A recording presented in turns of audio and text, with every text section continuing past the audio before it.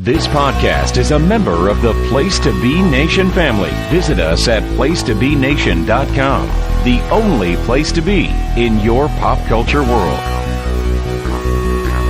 Hard-Traveling Fanboys, Hard-Traveling Fanboys, Hard-Traveling Fanboys, Hard-Traveling Fanboys, Hard-Traveling Fanboys, Hard-Traveling Fanboys, Hard-Traveling Fanboys,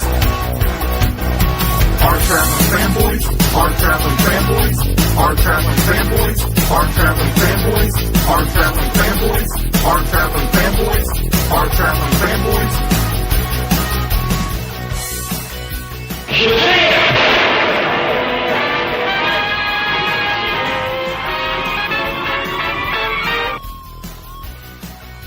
With me, as always, is my partner in the Hard-Traveling Fanboys, Nick Duke. The hell are we doing right now? We're coming to you live from the Hard-Traveling Studios, Ho Ho Loon Plaza, Vancouver, British Columbia, Canada. Nick, how are you? Bewildered. I don't know what's going on. Nick, I'm trying to reach an international audience here. I'm trying to up our downloads. We need more downloads in New Zealand, damn it. We gave those people an inordinate amount of time in the early days of this podcast, and it didn't pay off in anything. That's right. And, honestly, it kind of reinforces our mutual decision to pull away from our targeted attempts at marketing towards the New Zealand audience. Mm-hmm. However, that being said, if you are listening from New Zealand, we thank you for tuning in. I am Greg Phillips. He is Nick Duke. We're the Hard-Traveling Fanboys, and we are continuing SHAZAM Month here at the HTF Studios. And in fact, Nick, this week we're it up. Actually, this is the final episode of SHAZAM Month. Yeah, this is the last episode of SHAZAM Month, and to sort of bring things together and wrap them up with a bow, we are going off of the printed page, and we are going off the page entirely to focus in on something that neither of us had ever experienced before. Thanks to the magic of the DC Universe app, we now have access to the 1970s SHAZAM TV series, restored and remastered. We sure do, Greg. We absolutely do. But in order to get some insight on this and to discuss this certainly unique topic of the 70s SHAZAM show, we turned to our good buddy, our friend, our mentor, if you will, the manager, Todd Weber, coming to us live via satellite from the West Coast. Todd, how are you doing, good friend? Yeah, I'm totally shocked you worked in a mentor joke already. Asshole. So, yes, I'm doing well. Thanks for having me back on here as we close out SHAZAM Month. Did you ever have hair as good as Billy Batson's hair in this television show, Todd? Well, I have had long hair. I have not had quite the beautiful coif that Billy himself sports here. It is remarkable. Partridge Family type haircut. I was going to say, before we even get into the show, one of the many things that I noticed about this show, Todd, is that kids in the 70s had substantially better hair than we did as a kid. Because when I was a kid, everybody had either like a basic crew cut or a bowl cut or a mullet. The bowl cut, the rat tail was big when we were kids. Yeah, the rat tail, the mullet. But these 70s kids, they had badass haircuts, This is good stuff. What can I say? Yeah, I was always gifted to have a crew cut myself, so I missed out on the beautiful hair shenanigans. Mm. Well, we are, of course, focusing in on SHAZAM, and for this episode, we originally intended only to review one episode, which is Season 1, Episode 12, titled The Delinquent, which features a guest appearance from a very young... Which actually, on the DC Universe app, is titled The Delinquent, with no initial N on this episode that I'm looking at right now. One might argue that it's an appropriate typo. But it features a very young Jackie Earle Haley in a guest spot. But let's talk, before we delve into this episode, because Nick and I ended up watching multiple episodes of this show, let's talk a little bit about this television show. So I read up on Wikipedia to get a little information on this, Todd, but hopefully you can fill me in on some of the finer details of how this whole thing worked. But a half-hour live-action television show that started in 1974, and ran through 1977. And it was produced as a live-action show by Filmation, which I'm familiar with through their animated shows from the 60s. But how did all of this come about? I mean, I'm not even certain. I guess that Shazam was owned by DC at this time. Yes. That they had bought out Fawcett. But how did all this come about, and what do you remember about this show? Well, first off, that's multiple questions. Let's talk about how the show came about. You know, Filmation was a studio that was looking for properties, looking for things to get some of that valuable Saturday morning time. And so they would pitch things, and they didn't have a lot of licenses at this point. They were still doing Star Trek, the animated series. You may be familiar with that. And that was going somewhat well for them. But they wanted to get back into the superhero game based on the Super Friends initial success on ABC. So they pitched an animated show featuring Shazam, who was the only DC character that they could get their hands on, specifically because they had contacts at DC from the late 60s where they had their animated shows. And, you know, there was an animated Aquaman that was Filmation, animated Superman, Batman shows, but all of those characters were locked up by Hanna-Barbera for Super Friends. So they offered them Shazam. The people at Filmation put together an animated treatment for it. And then CBS said, well, we'd like to try something different, maybe live action. And lo and behold, the guys at Filmation said, well, let's try that. They built a sound studio, and that comes that will come into play in a second, because most of these episodes were not done on the soundstage at all. They were all on location for the most part. But they built this studio and cast some leads, and lo and behold, they had a 15 episode season ready to go in fall of 1974. And wow. I have vague memories of it from the first run, and apparently it was running in syndication and in reruns up until 1980. So I guess I must have seen it around age 4, age 5, 75, 76 or so, because that's when you can start having some of those crystalline memories. Sure. But I remember a lot of the details of the gist of it, the things we'll talk about as we watch the episode. I also remember the companion show that they created after a season to go along with this. And so I always associate the two shows, Shazam and Isis, which was character created for TV and then bought by DC. I've always wondered about that, because I remember the first time I think I ever even encountered Isis was in the 52. Oh, okay. Yeah. I was not reading Justice Society at that time, so I encountered her in 52 and Black Adam's sort of mourning period as a result of what happens with Isis. So I didn't realize that she was a TV character first. She was kind of hot too. You know? Yeah, I was going to say, we'll get on that. We'll get to that a little bit later, maybe. But like, I went and watched one of the Isis episodes of this, and I told Nick today that like I came away thinking that Isis was way cooler than Captain Marvel on this TV show. They let her do more, that's for sure. The episodes were a little bit more interesting because she was a teacher, as opposed to Billy and Mentor, where they were doing the same thing, which we'll talk about on every episode, every single episode. So let's talk about the cat. You mentioned the casting. They cast Michael Gray as young Billy Batson. Although I have to say, he doesn't look that young. No, he was 20. He looks like he's. Was he really? Yeah. Nuts. I'm sorry. He was in his mid-20s when they cast him. So, yeah. So wow. Like 23, 24. He had been on a couple shows, including The Brady Bunch as a guest star. And then he had a show called The Little People that was on the NBC with Brian Keith, and apparently that turned him into kind of a teen heartthrob, you know, one of those Leif Garrett type guys that would be in the teen magazines. Yeah, and he looks every bit of mid-20s on this show to me. Like he looks like just a young man rather than a teenager necessarily, but nonetheless, and he's accompanied by the by an older figure who's named Mentor and is played by the actor Les Tremayne.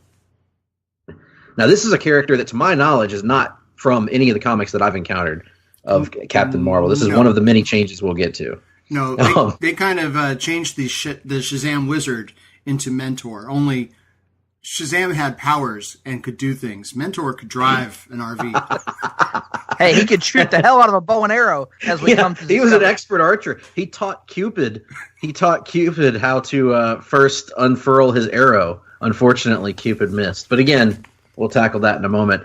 And then we have Captain Marvel, who originally, in the episode that we're going to be talking about here, is played by Jackson Bostwick, who, according to his Wikipedia entry, this was pretty much the only significant thing that he did in his acting career.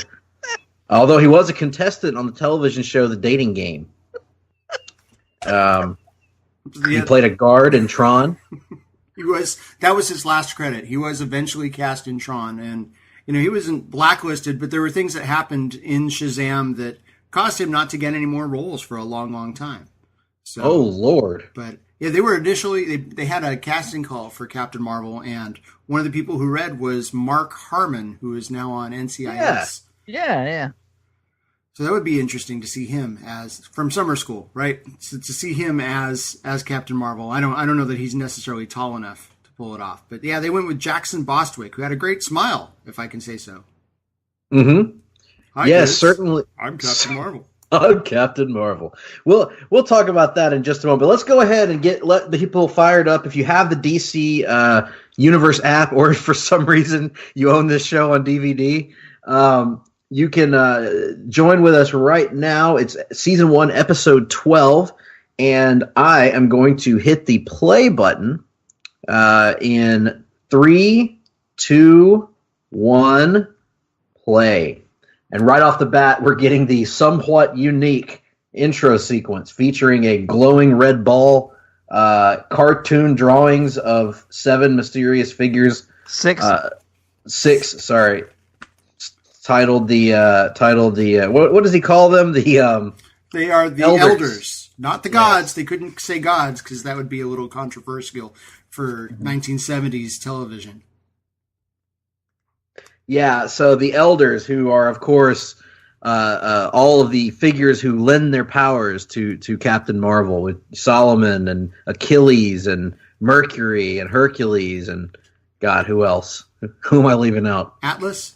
Atlas, yes, and they're all giving, they're cartoon figures, but everyone else in the show is live action.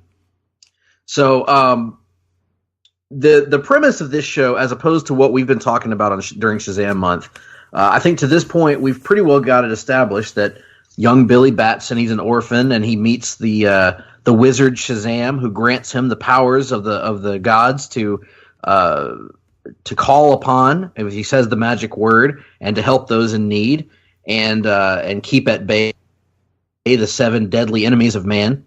We know Mary, his sister. We know Talkie Tawny, the talking tiger figure. And we know some of his villainous characters. Well, the best thing to do going into this is forget all of that.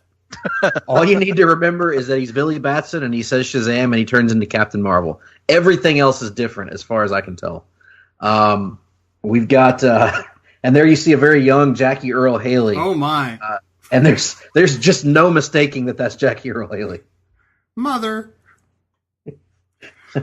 playing an ignorant shitheel here as well. Mother, I went to the grocery store. This is even before Bad News Bears. Yeah. Because Bad News Bears was, what, 76? Yeah, and he gets his big break then. So yeah. And so far we're just watching campers. We have no Shazam, no Billy, no Mentor. And we won't really get Captain Marvel / Shazam much in this episode, or in any other, really. No. Yeah. What I can tell. No. These shows seem to be heavy. This show relies heavily on you investing in the Mentor and Billy Batson dynamic. So let's explain that dynamic, shall we?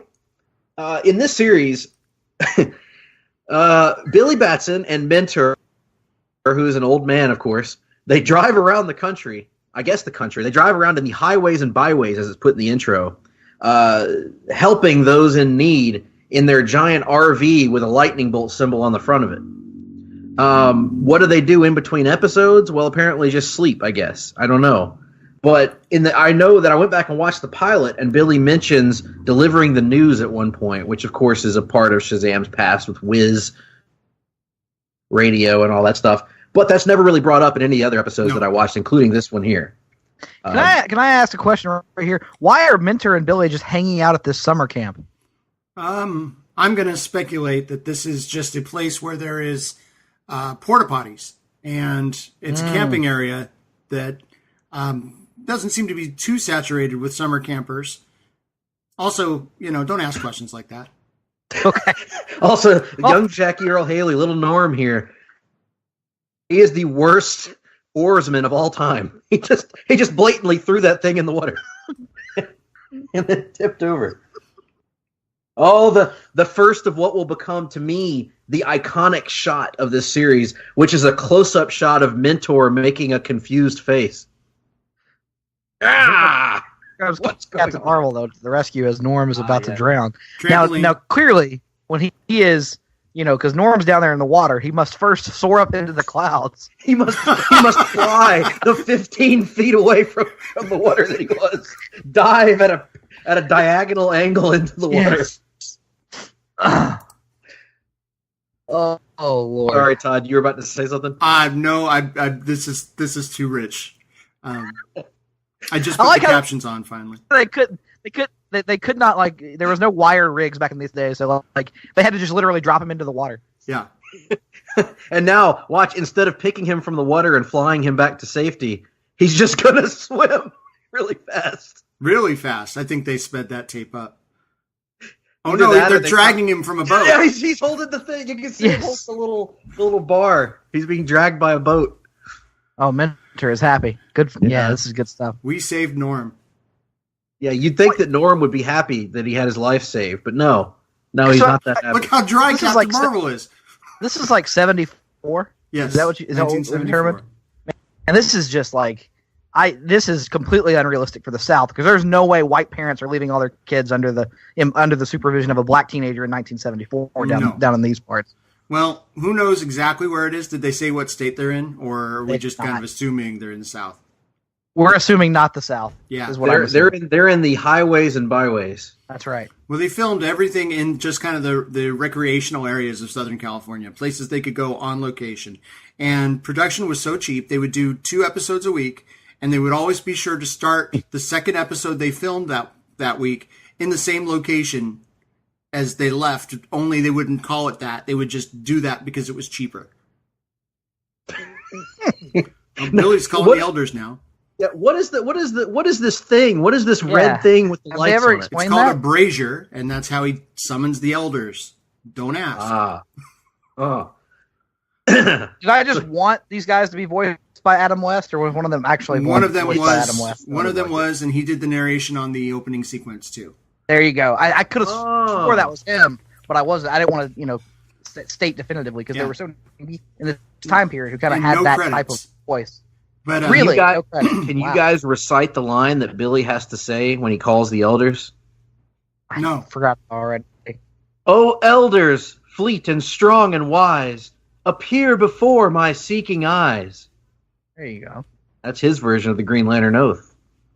Well, it rhymes, so I'm going to have to break out one of my imitations since it's a rhyme. Do it. O elders, fleet and strong and wise, come before my seeking eyes. Leapin' Lanny Poffo makes Thank you very much. You on the Hard-Traveling Fanboys. That was fantastic. I discovered that the other night with on the Mothership podcast. I was able to pull that out, and I think it's going to stick around. I think. So. I think it must. I've also been working on my Lanny Poffo impersonation lately, but not with much success. I'll put it that way. Deeds, not words. Yes, I know what you're speaking. He's trying to orally pleasure himself. Yeah. So now what's happening? I don't know what the elders told Billy to do or if it matters, but now he's giving a lecture to the elders told him to make make Norm believe in himself, to make Jackie Earle Haley believe in himself. So of course he decides, hey, I had a good time at this survival course that I took a while back. I'm going to teach survival tactics to Norm to instill confidence in him. I don't believe that Billy Batson had a good time at a survival course. I don't either. So now Billy, there are no hair care products in survival courses. No. Oh, look at the creepy smile on Mentor's face. He's really happy to be at this youth camp. Man, 70 shorts, they were right up there, weren't they? They were firmly not huggers on the inner thigh.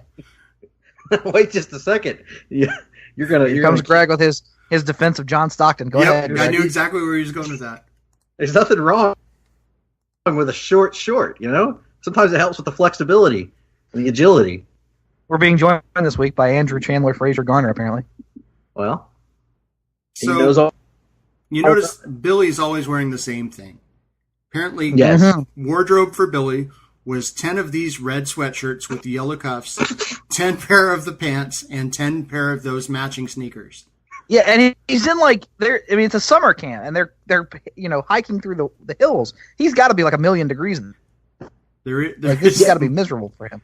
After I watched these episodes last night, I went and I watched the short animated film Superman Shazam: The Return of Black Adam, and there's what I assume must be an allusion to this show on there, kind of making fun of that very concept, Todd, where young Billy Batson walks to his closet and opens the door, and inside his closet are 5 of the exact same shirt, which he takes out and compares to one another and goes, before settling on one. Let me ask you about this. Is this just a style of filming that was common amongst shows at this time? The constant zoom-ins on the face that go like really tight? Most of the live-action kids shows at this time were done by Sid and Marty Krofft.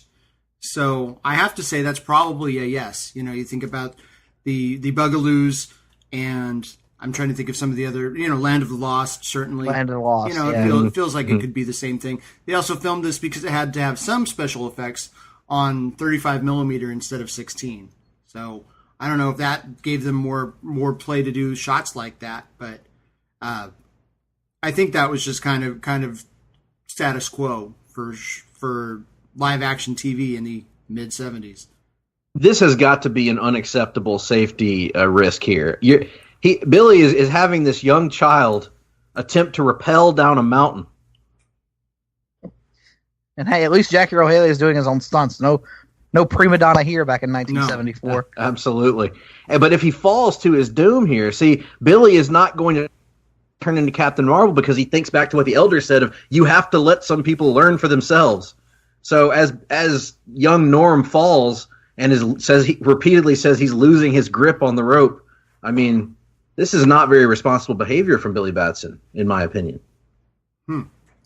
He probably the wisdom of whichever one it was told him that Solomon. The wisdom of Solomon told him to just let him go. He'll be fine. He's not gonna hurt himself here. Also, the wisdom of Solomon told him to. Oh, never mind. I was going to do a biblical joke, and it's not going to make sense. Oh, come on. Here, Norm is not even trying to save himself, just sitting there. He's just sitting there. He's frozen. He's frozen in place because he doesn't understand the value of friendship, Nick. He had a literal cliffhanger on that that cut. And, of course, Billy can't transform to Captain Marvel here and save him because he has a secret identity, right? No. That's not why. The reason that he doesn't transform is he thinks back to the advice that's given to him by the giant redheaded version of Solomon. Is that Solomon or is it Hercules? I think that's Hercules. Yeah, I think it's Hercules that gives him the advice. Yeah. Yep. Hercules why tells him. Why are you listening to Hercules? I have no idea why you listen to Hercules. Yeah, because there's no wizard, so he just has to listen to all of them, apparently. That's how this works. Yeah, they were kind of interchangeable in the advice that they would give. Yeah. Do they actually differentiate from episode to episode which one was speaking? Yes. Okay. Yes. This week it's Mercury's turn. We're paying to draw Mercury's mouth this week. Yeah. So this is sort of the theme of this show, how it works. From what I've gathered from watching these episodes, they have these. Every episode is about a different moral, and the way that they get across that moral is they Billy and Mentor come across a youngling usually who is struggling with something, whether bullying, whether peer pressure, whether they're a loner, whether they're cheating on their school tests or something like that. And so Billy and Mentor have to help the here we see Mentor with his amazing bow and arrow. Looking not unlike a silver Oliver Queen, honestly. Yeah, I was just with thinking the hair that. and the mustache and stuff. Yeah, I could see it. Things went he's got a really longbow, bad. too. He took Felicity's death very hard. He decided to find a young ward and travel around in an RV. So they just go around trying to solve problems for people. And in the process of this, things happen like, the forest catches on fire, or, young Norm gets lost in the woods. And so they have to call upon Captain Marvel to help in those situations. But don't expect villains here. There's nothing in the way of villains. There's nothing in the way of a physical threat for Captain Marvel, at least in the episodes that I experienced. Here, for instance, there could have been a physical threat for Captain Marvel, as we're about to see, because we're about to meet a goddamn bear. But what does the bear do when Captain Marvel shows up? It just turns around and walks off. Do they keep the motorcycle inside the RV? They put it on the back. Okay. The first season they had it on the back. The other two, apparently they didn't. So Billy lost the motorcycle somehow. Apparently, I read that they had insurance concerns about the motorcycle. First class production here. Jackie Earle Haley stole the motorcycle and took it to Bad News Bears. Or it was Danny Bonaducci, who also was on an episode of Shazam here. Was it? Really? Yeah, I don't know which one it was, but I can find out, I'm sure, easily enough. But I thought because of our Watchmen future WCW dark match competitor, Danny Bonaducci. Handsome individual. Yes, almost as handsome as Jackie Earle Haley. Let's see. So these sunglasses also that Billy Batson's wearing these are nice. Fantastic. These are like some Elvis level sunglasses. Now he's gonna try to talk Norm into coming back to the camp, but Norm doesn't believe him. And look at the strength from Norm. Watch this. Boom! Boom! And down goes Batson. Down goes Batson. Norm, you're right, Todd. There's no way that Billy Batson made it through a survival course. Camp. Yeah. Oh. What did you do? Are we meant to believe that he hit his head on the stump or something and has been rendered unconscious? I thought so, but when they show the replay, you'll see what happened to him. And he didn't hit anything. He just fell. He's that weak. He just got pummeled by a child that's like half his size. He's just laying there. He is selling. Look at Norm. He's taking his time. Selling. If I'm Norm, while he's back there selling, I'm strutting around. I'm absorbing the heat. Think about what a badass Norm is if he goes back to camp and says, "I just kicked that older kid's ass." And then we have our flashback sequence. Oh, there he goes. No, just fell. Didn't hit his head on anything. He's not just selling. He's giving us some of that Kurt Hennig selling, JR. Mm-hmm. Billy's got poor nutrition, eating stew all the time in the RV. He's got no muscle tone whatsoever. Veal tripe, as we were told earlier. That's just how Mentor likes him, Todd. Oof. There's just something weird to me about an old guy. Who else would it be? With a kid that doesn't isn't related to him. Oh. Weird. Oh my! Here's some bait for the teenage girls back in the day. Splashing young Billy's face, rubbing it with water. Well, oh, there he is. Oh, there he is. Now, this is the best part of the episode. Yes. This is for those. So wait a minute. So Todd, you were saying a minute ago that apparently the motorcycle was an insurance concern, but a fucking bear. Bear wasn't. Apparently they had. Well, we haven't seen the bear in the same shot with them yet, have we? That's true. But apparently they had some kind of lure to get the bear away, and Billy's Michael Gray recalls that it was the smelliest thing he can recall the smell of what they used to get the bear to turn away to this day. That was their saving safety feature? A lure? What if it didn't work? Well, Yeah, trust us, kid. they had a bow and arrow. It'll work. Oh God! This is amazing. This should have been the whole episode. What could possibly go wrong? Just the bear chasing. The bear chasing this child. Jackie Earle Haley's shock face. Yep, Mentor is going to have to shoot him with his arrow. Run, child. No, stay where you're at, Norm. You're such a badass. You just kicked Billy Batson's ass once you try the bear. Why don't you go push the bear down, Norm? Yeah. Oh, look at Billy just finally making his way to his feet. He's like Earl Hebner when he got bumped in a match. There it is. Staying unconscious. Now says the bear was in on it, Greg. Earl says a lot of things. We're going to wrestle the bear for 60 minutes. There goes Captain Marvel. Now see, you think business is going to pick up, right? With the trees here. Why didn't he fly with the trees earlier when he had to save him from drowning instead of going, up into the sky?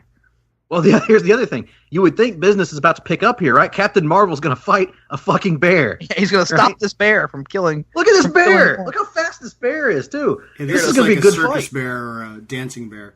Yeah. This is going to be a good fight, right? And now you got Mentor lining up his shot to murder the bear. And Captain Marvel, here's what he does. Oh, he stops the arrow. But now you might think to yourself, Captain Marvel is going to fight the bear. No. The bear suddenly has interest in eating the child. The bear was hungry, clearly, and he was going to eat that child. And now the bear stern look causes him to leave. The bear saw Mentor and said, I better get out of here because I know what he's about to do to that kid.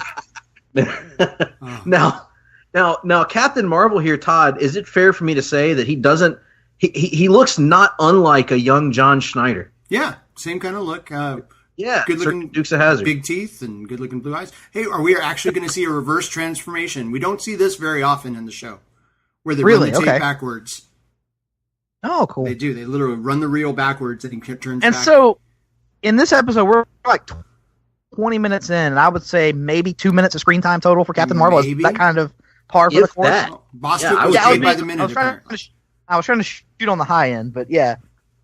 This is really a show that is far more enamored with Billy Batson than it is with Captain Marvel, it seems. Well, they wanted to keep your attention, so is he going to change now? Are we going to, although it's very predictable, get Captain Marvel in the first 10 minutes or the first 7 minutes or so, and then at the very end.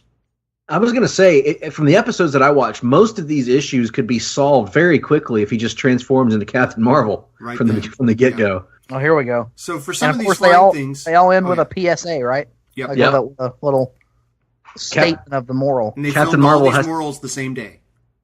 Really? Yes. And that's why he looks like that's why he's high on Quaaludes in this. Before we can like others, we have to learn to like ourselves. Did Captain Marvel ever speak in an actual episode? Because I don't think he spoke in this one. Yeah, he does. Yeah, he said we got to get Billy there to meet the boys.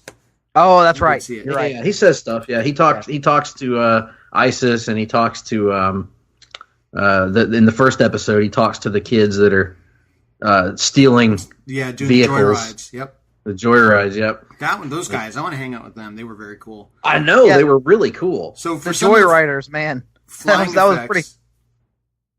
They had green screen, but they also would do a thing where they rigged him to the top of a pickup truck and then filmed from the below, and so you could see the trees behind him as he went. Yeah, that had to have been what the second flying sequence was in the episode. Then that's actually pretty creative.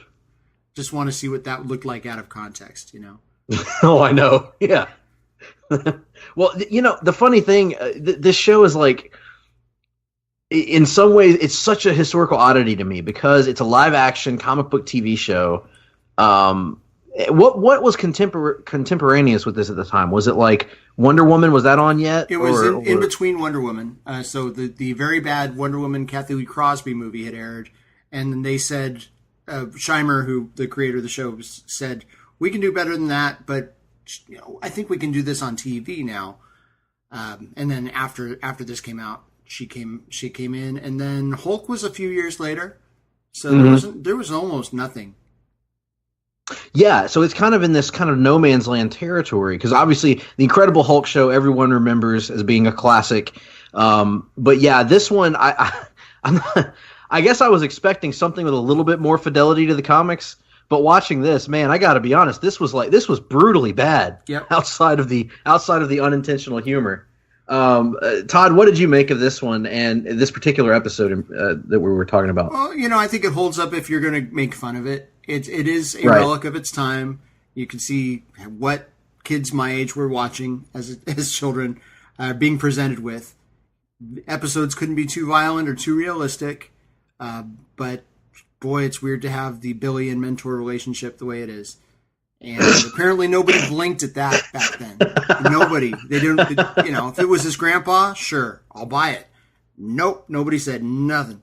Mentor was just the guy that was taking Billy around the country who was apparently on assignment. I think they said he worked for the radio station one time in all of the episodes.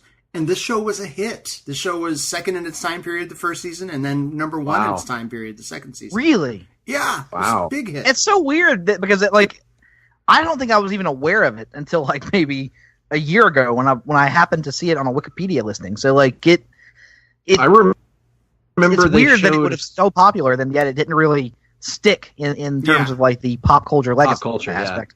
Yeah. I knew about it maybe when I was in just out of college, and they used to show reruns of it on E Network or something like that, or WGN, or one of those channels I don't watch very much. But I would flip the channels and I'd be like, "Hey, that looks like Captain Marvel," and I'd watch it, and it was this show. I would never watch an entire episode, but I was aware of its existence. So, but that was how I became aware of it because you don't hear anybody really talk about this show much, do you?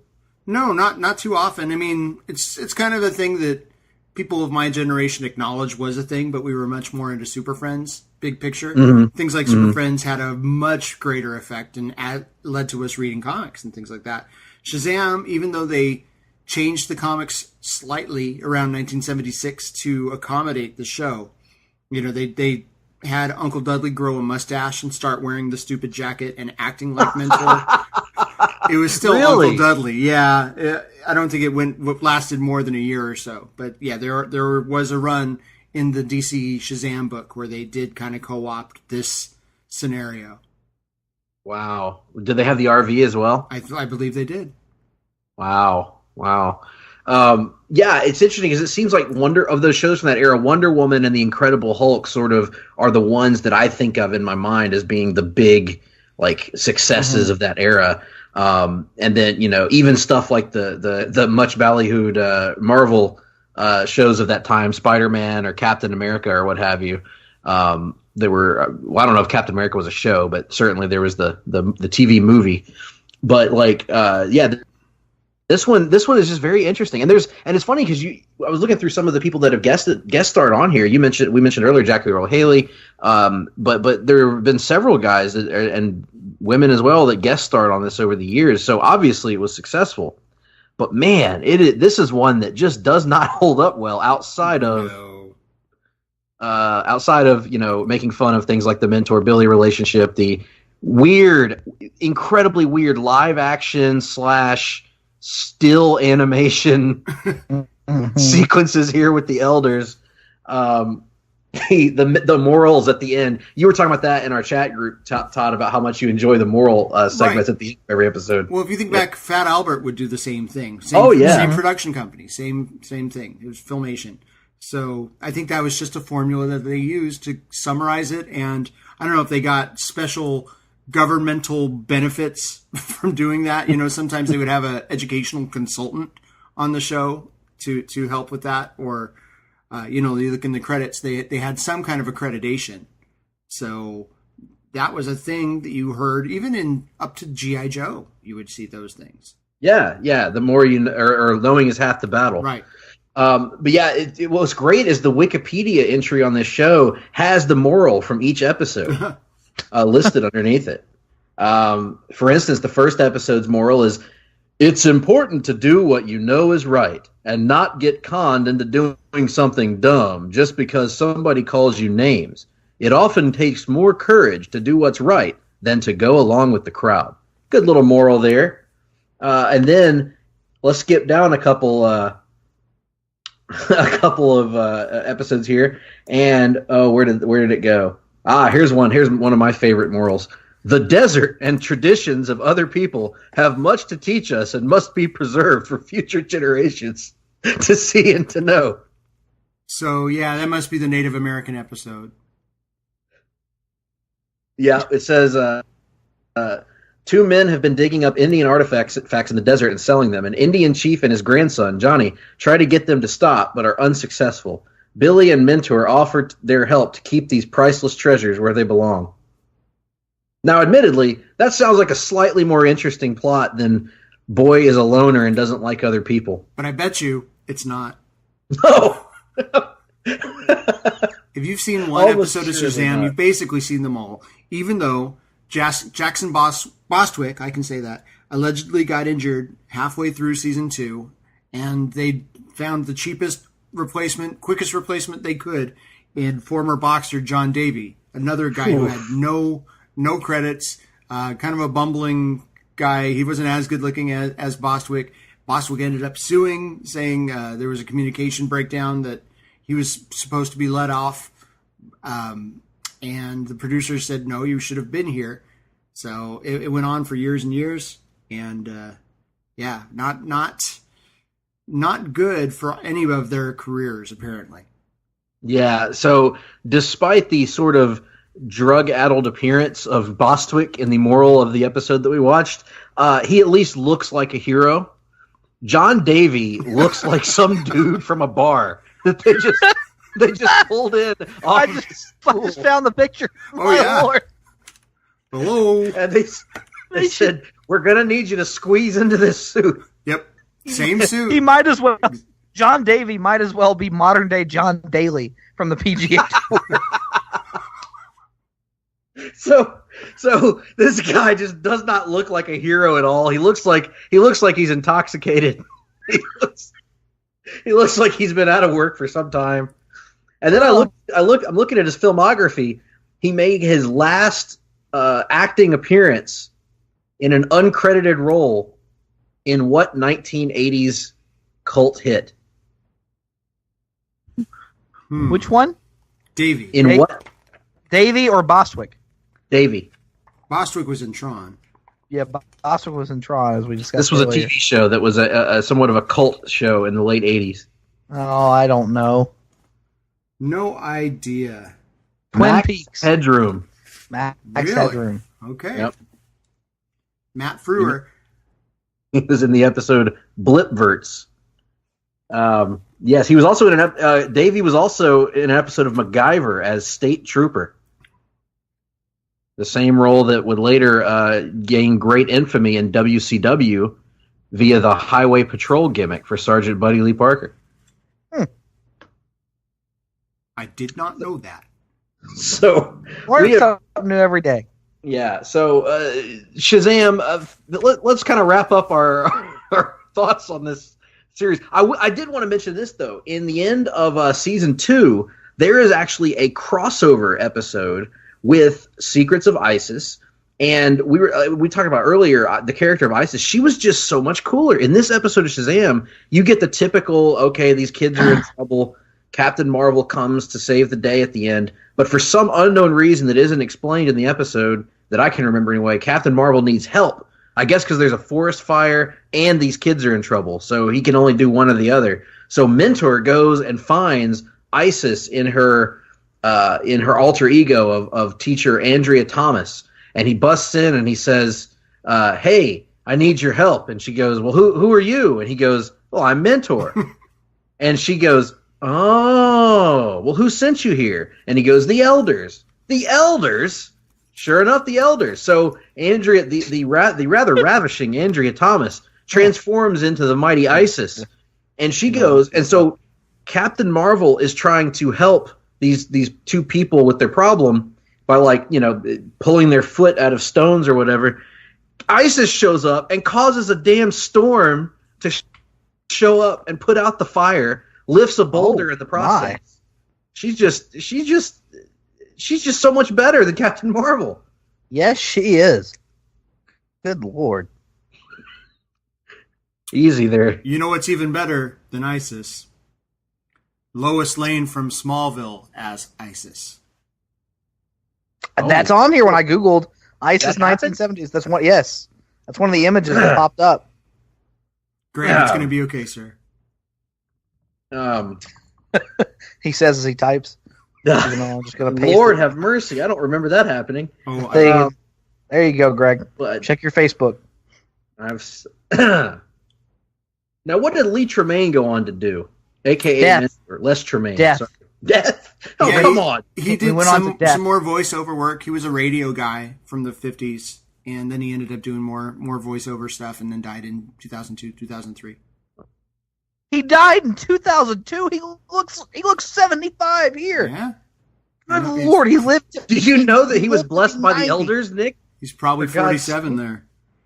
47. Also 47. Todd Weber, people in the- right now. People Yes, in the but you look 47 going on like 35 or 40. He looked 47 going on 68. people in the 70s and 80s just looked older, Nick. He looked Judy Martin. terrible. Judy Martin, exactly. Point again. Arn Anderson. Yeah. Arn Anderson was 15 when the Four Horsemen started. Hmm. People don't realize that. So, yeah, what is this golf cart?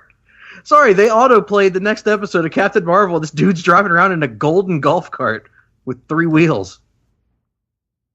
This is amazing. Anyway, so Shazam.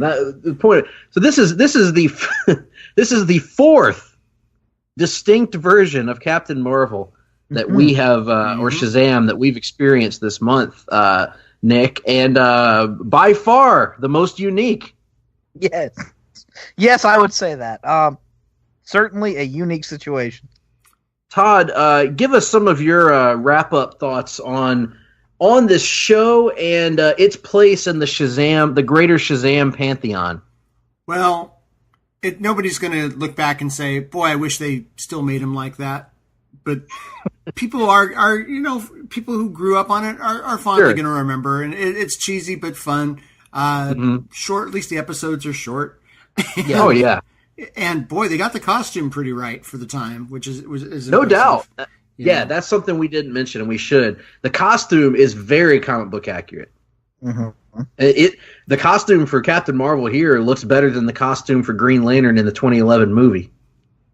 So take that for what it's worth. Yeah. I only wish that they had found some way to show homage to this incarnation of Shazam in the movie. Yeah. Not that it owes a ton to it, but just because. They could have had Billy having a crisis of conscience when he runs across an old man with a pencil thin mustache. They could have had the adoptive parents own the old beat up RV out in the backyard. Ah, there you go. That would have been a nice one. Come to think of it, there is that scene where they go looking after Billy in a vehicle, but it's not an RV, is it? It's something else. I don't remember. It's like a van. Yeah, that's probably what it is. Closest we could get. But yeah, I think you're right. There's probably some nostalgic value in this.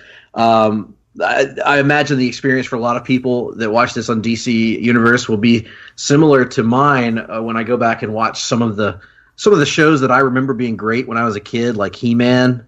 Also, and then I'll watch Filmation. it. Really? Yes. Yeah. So I remember they had He-Man briefly on either Netflix or Hulu a few years ago, and I went on and watched like the first 3 or 4 episodes, and it was not like I remembered it. I remember it being so much smoother. But yeah, that was my experience with the Turtles when I tried to revisit that. And quickly realized it's best to leave that where it was. Well, Todd, one of the things that you were mentioning to me was the story about the restoration of this show, because we should mention this. This has been remastered and looks fantastic. The video there's a documentary on DC Universe about that. It's called Restoring Shazam or something like that. And Todd has actually viewed it, right? I did. It was fascinating. The going frame by frame on some of this stuff, just cleaning it up, digitizing it, and making it look really not 50 years old. Well, 45 years old. No, it looks brilliant, man. The picture quality is just fantastic. It's better. It's a lot higher than some of the picture quality on shows that came later that we have access to. So It's probably not too far removed from Lois and Clark video quality, which hasn't really had any such process done to it. So, very, very impressive stuff. Oh, I do too. I mean, somebody must have loved it in Warner's archives because they put some major time into it, and there's not a ton of episodes, so it wasn't that long of a thing, that exhaustive of a process. But still, it's nice that they did that, and I wish we would see some more of the shows of that era cleaned up like that. Totally. And one other thing I want to mention about this show is that it's a good thing about shows in the 70s is we see a lot of shots of like live animals in this show, whether it be the bear. Here I'm looking at like a bird of some kind. We also see shots of like elaborate car chase sequences and things like that. Maybe not elaborate, but sequences where they're driving through cities and towns and stuff like that. Today that would all be probably badly CGI'd on a TV show. Yes. So it's kind of refreshing to see actual creatures and actual vehicles used in these sequences. I've just grown so accustomed to the mediocre TV CGI effects and stock footage, stuff like that, B-roll. Right. So yeah, I mean, it doesn't necessarily look any worse than an episode of Chips. Yeah, and actually, I was going to say Billy Batson doesn't look unlike a young Eric Estrada in some ways. At least he has a similar hairstyle. Those feathers, man. Oh yeah, that was the style. I would give anything to have hair like that, or hair at all, right now. But it's just not in the cards, baby. The elders haven't granted me that ability. Good Lord, what a creepy smile he's got. So, with all that being said, Todd, tell the folks where they can contact you through social media, and tell the folks what you have coming their way. You, I don't think I mentioned this at the beginning, are, of course, the host of Conversation Comics and Binge Please right here on Place to Be Nation Pop. Tell the people what they can expect from you and how they can contact you via social media. Follow me at Todd Weber Guitar on Twitter, at Guitars of Green on Instagram, although I don't Insta like some people Insta. And I've got Binge Please probably dropped a week before this episode came out, the previous Saturday. So check that out. I talked a little bit about Game of Thrones episode 1 of season 8. And then Conversation Comics dropped a few weeks ago, still talking about the Dark Phoenix saga with our good friend Tim Capel. And you never know, I'm one of those guys that will be on a lot of shows these days here on Place to Be Nation Pop. There you have it. And, of course, Todd is the production genius behind many of the shows that you hear on Place to Be Nation Pop, including for 150, what are we on, 8 consecutive episodes? Oh, yeah, 158, yeah. The Hard-Traveling Fanboys, which is the longest-running weekly episodic comic book podcast in all of Place to Be Nation. Yes, it is. and so Todd is the guru that makes it all work. That's why we refer to him as the manager. And much like Bobby the Brain Heenan, he signs our contracts. He makes sure that we're getting things done, and he would never ever trade our services to the Doctor of Style Slick. Right, no, Todd? No. If I were to give you up to anybody, it would probably be to the Mouth of the South, Mr. Glenn Butler. Oh, there we have it. The Mouth of the South, Jersey. No, I don't know where he's from. Connecticut. South Connecticut, yes. Well, Nick, you and I can be reached on social media at gphillips8652, at nickduke87. We do have the loneliest email addresses on the internet, gregp@placetobenation.com, nickd@placetobenation.com, and we invite you, all three of us invite you to join the Place to Be Nation Comics Facebook page. That's where you can leave your thoughts on our shows, leave your thoughts on the world of comics in general, and we would be happy to discuss things with you on there. We do have a Twitter account that I don't think is active that often, PTBN Comics. And other than that, just let us know your thoughts on Shazam, the TV series, if you have memories of this, if you're experiencing it for the first time. What do you think the nature is of the mentor-Billy relationship? Let us know that. Let us know what your thoughts were on Shazam Month. You know, we wrapped up yet another theme month. Do you enjoy the theme months? Do you enjoy it more when we mix things up? Let us know your thoughts on that. And with that being said, we're going to take a break. And when we come back on the other side, we've got reading and watching. We've got the rundown. We've got the Wrestling Minute. And, of course, we've got the latest hit from good old Jim Ross.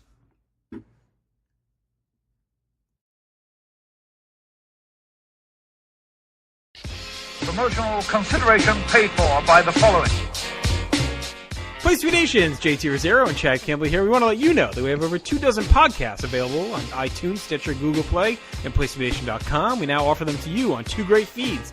On the Place to Be Nation Wrestling feed, we dive into topics running the gamut from today's WWE to the glory days of yesteryear and the ins and outs of the territory days. In addition to our full-length shows, we also deliver to you special pod blasts on topics old and new. The Place to Be Nation Pop feed is a veritable treasure trove of great content. Offered tremendous shows covering the land of movies, television, life, comics, and sports, brought to you by the most knowledgeable and insightful folks in the podcast world. You can find all these great shows, plus archives of our past podcasts from over the past 8 years as well by subscribing to both feeds on iTunes. And while you're there, be sure to rate and leave feedback as well.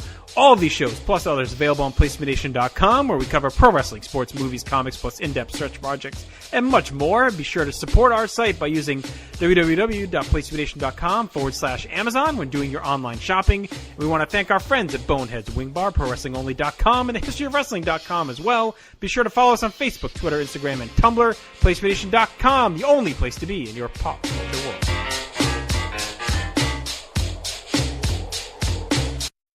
Wow, Nick, we are back in the Hard-Traveling Studios on exactly the same date that we were recording the first half of the show a few minutes ago. Yeah, just a few minutes later, actually. We took a little break, got a little drink of water, swig of water for the working man, if you will.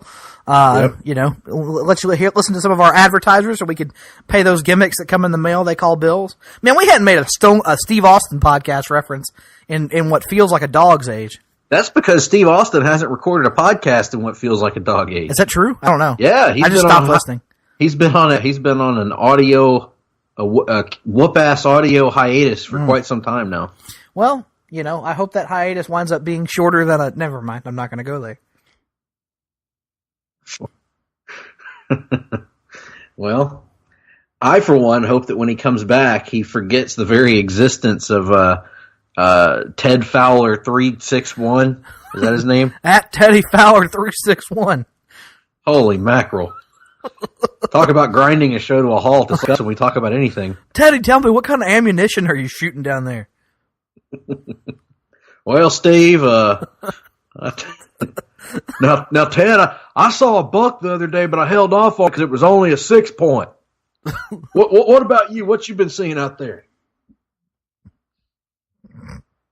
Good Lord. Anyway. We're going to do the Hard-Traveling Hunting podcast, given our... Yeah, it would be chock full of information. Well, you sit there and you just kind of wait. That's what you do. It's typically very early in the morning, and that's all there is to it, folks.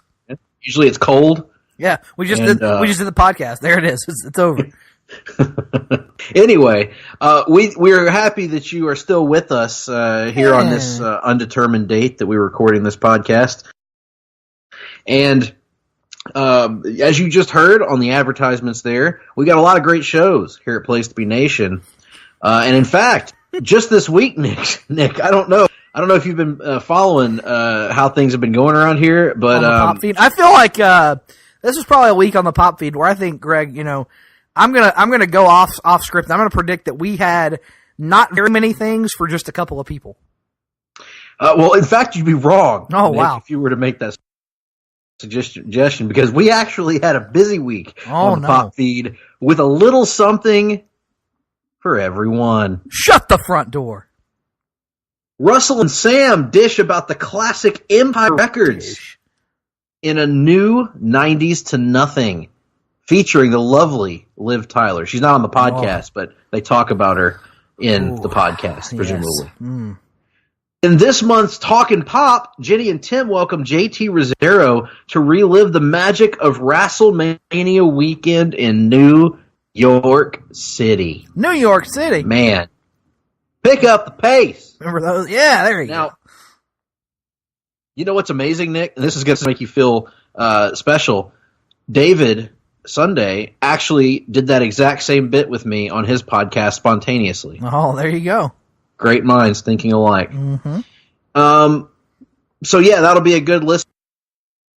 Ben Morse and Russell Sellers talk about the first half of 1970, a.k.a. Jeremy Reynolds' freshman year, in a new Marvel Age masterclass.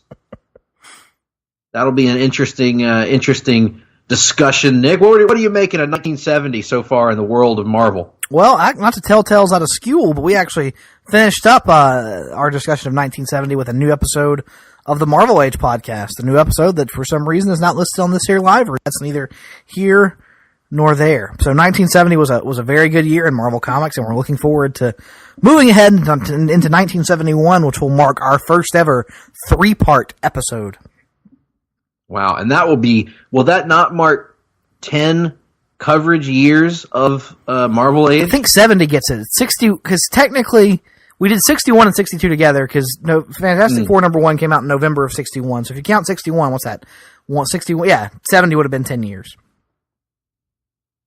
Well, one thing that hasn't been going for 10 years, but is going to give people the same amount of joy and pleasure that they've had in the last 10 years of enjoying hoops that was a really stretched transition, but nonetheless, Adam and Andrew are here to deliver an in-depth playoff preview. What you could have said, Greg, you could have said one thing that hasn't been going on for 10 years, but only feels like it has, the first round of the NBA playoffs, which you can hear all about on the NBA Team podcast. See? That's right.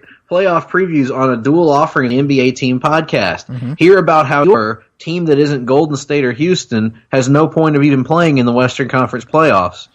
Presumably that's what they'll talk about. And then the Eastern Conference is wide open, Nick. Could be any of 4 teams, really, that has a shot out in the East. So, interested to hear what Adam and our buddy Andrew Reich have to say about that. Mm-hmm. Todd Weber and Timothy Capel look at Uncanny X-Men number 136. Plus, even more, in the latest episode of Conversation Comics. This is a great series, folks, that you need to check out. The Hard-Traveling Fanboys, that's Greg and Nick, review SHAZAM in the offering from the week before this one that you're listening to. So find that in the archives. Cowboy and D'Amato are back in the saddle, baby, with a new This Week in Sports. And they catch us up on everything since the Super Bowl. Man. I mean, God, that's a lot of material. Yeah, no doubt. Unfortunately, the Dolphins have been living life without the Super Bowl for many, many decades. Todd, welcome JT in to Binge Please as they talk the Netflix Marvel Universe and Daredevil Season 1. My favorite Daredevil season of the 2 that I've watched. So, I just realized I haven't watched Season 3 yet. You need to watch Season 3. It's excellent. Todd also joined Andy to talk Swingers in the 3rd episode of Laugh in Theater. You ever see Swingers, Nick? It's been a while, but yes, I've seen it. I've actually never seen it. I want to go back and watch it at some point. I was in high school when I saw it, so it's been, it's been at least 13 years at this point, so I remember very little of it. I'm much higher on Vince Vaughn comedies now than I was back then, so I probably would like it now. Coming up at the end of May, the Hard-Traveling Fanboys will be wrapping up our Hard Travelers for Hire series with a special giant-sized edition of the podcast. Greg and Nick, will be joined by past guests for a retrospective look at the highs and lows of the Marvel Cinematic Universe. And we want your opinions. That's right, you listening right now. After you've seen Endgame, send in your full ranking of the MCU movies from 1 through 22 to nickd@placetobenation.com, one of the 2 loneliest email addresses on the internet. Also send them to gregp@placetobenation.com, but I typically do all the figuring on this here show whenever it's figuring time. I ain't no mathematician. I'm here for my written word. That's why I've produced so much content for the site. It was your understanding there would be no math. The full composite rankings for Place to Be Nation will be revealed on the show, so get those ballots in and make your voice heard.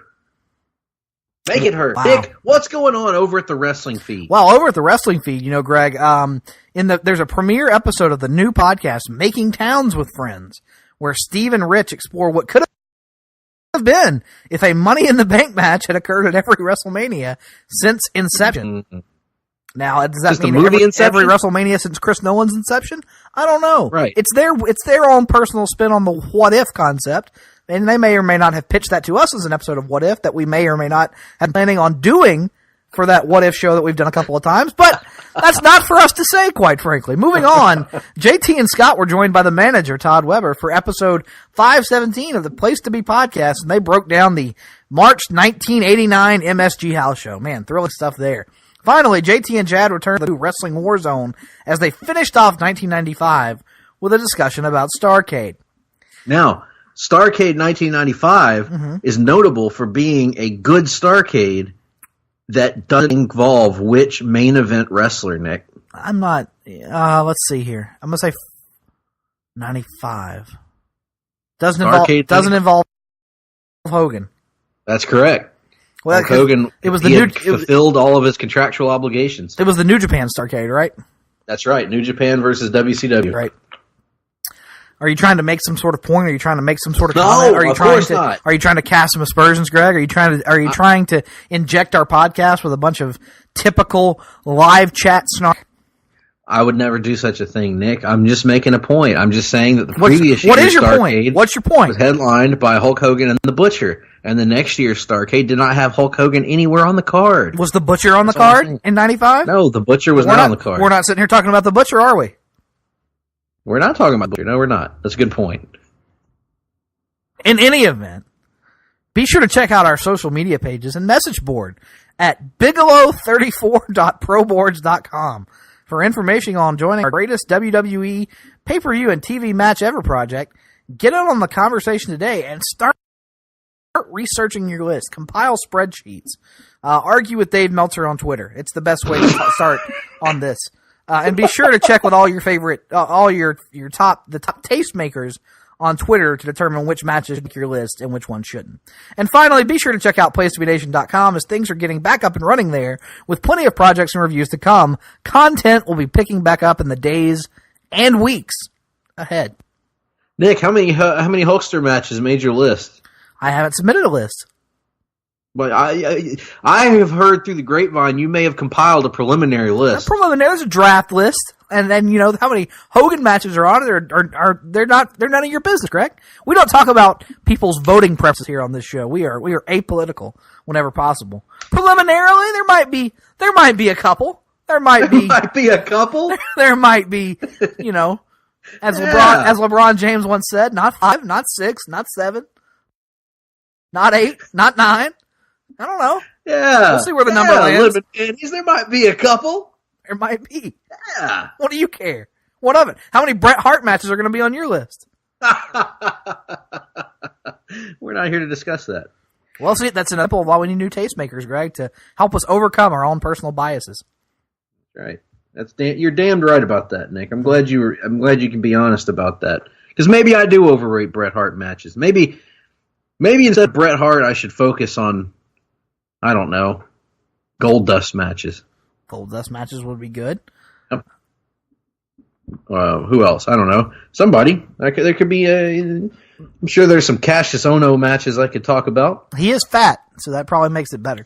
He's a large man. Good wrestler, though. Cue Todd Weber to talk about whatever his metabolic condition is that makes him fat. I didn't say there was anything wrong with being fat. I just said he was fat. Hell, I'm fat. Who else? Yeah. Who else was fat was Bam Bam Bigelow, and he was good. Awesome. Yeah. I'm fat. On his head. I'm fat and I suck at most things, but that doesn't. I don't suck at most things because I'm fat. I just happen to also suck at most things. Yes, and in fact, one could argue that the reason we're fat is because we suck at things. Yeah, we just gave up a long time ago. Stop trying. Exactly. Now that I'm almost bald and you are bald, we should get flame tattoos on our head. Maybe that's an awesome idea. You realize we've been back from the break for almost 15 minutes and haven't talked about a single thing of consequence? No one cares about comics anymore, Nick. They're passé. It's over. We've moved on to other stuff now. We're in a post-comics era of the podcast.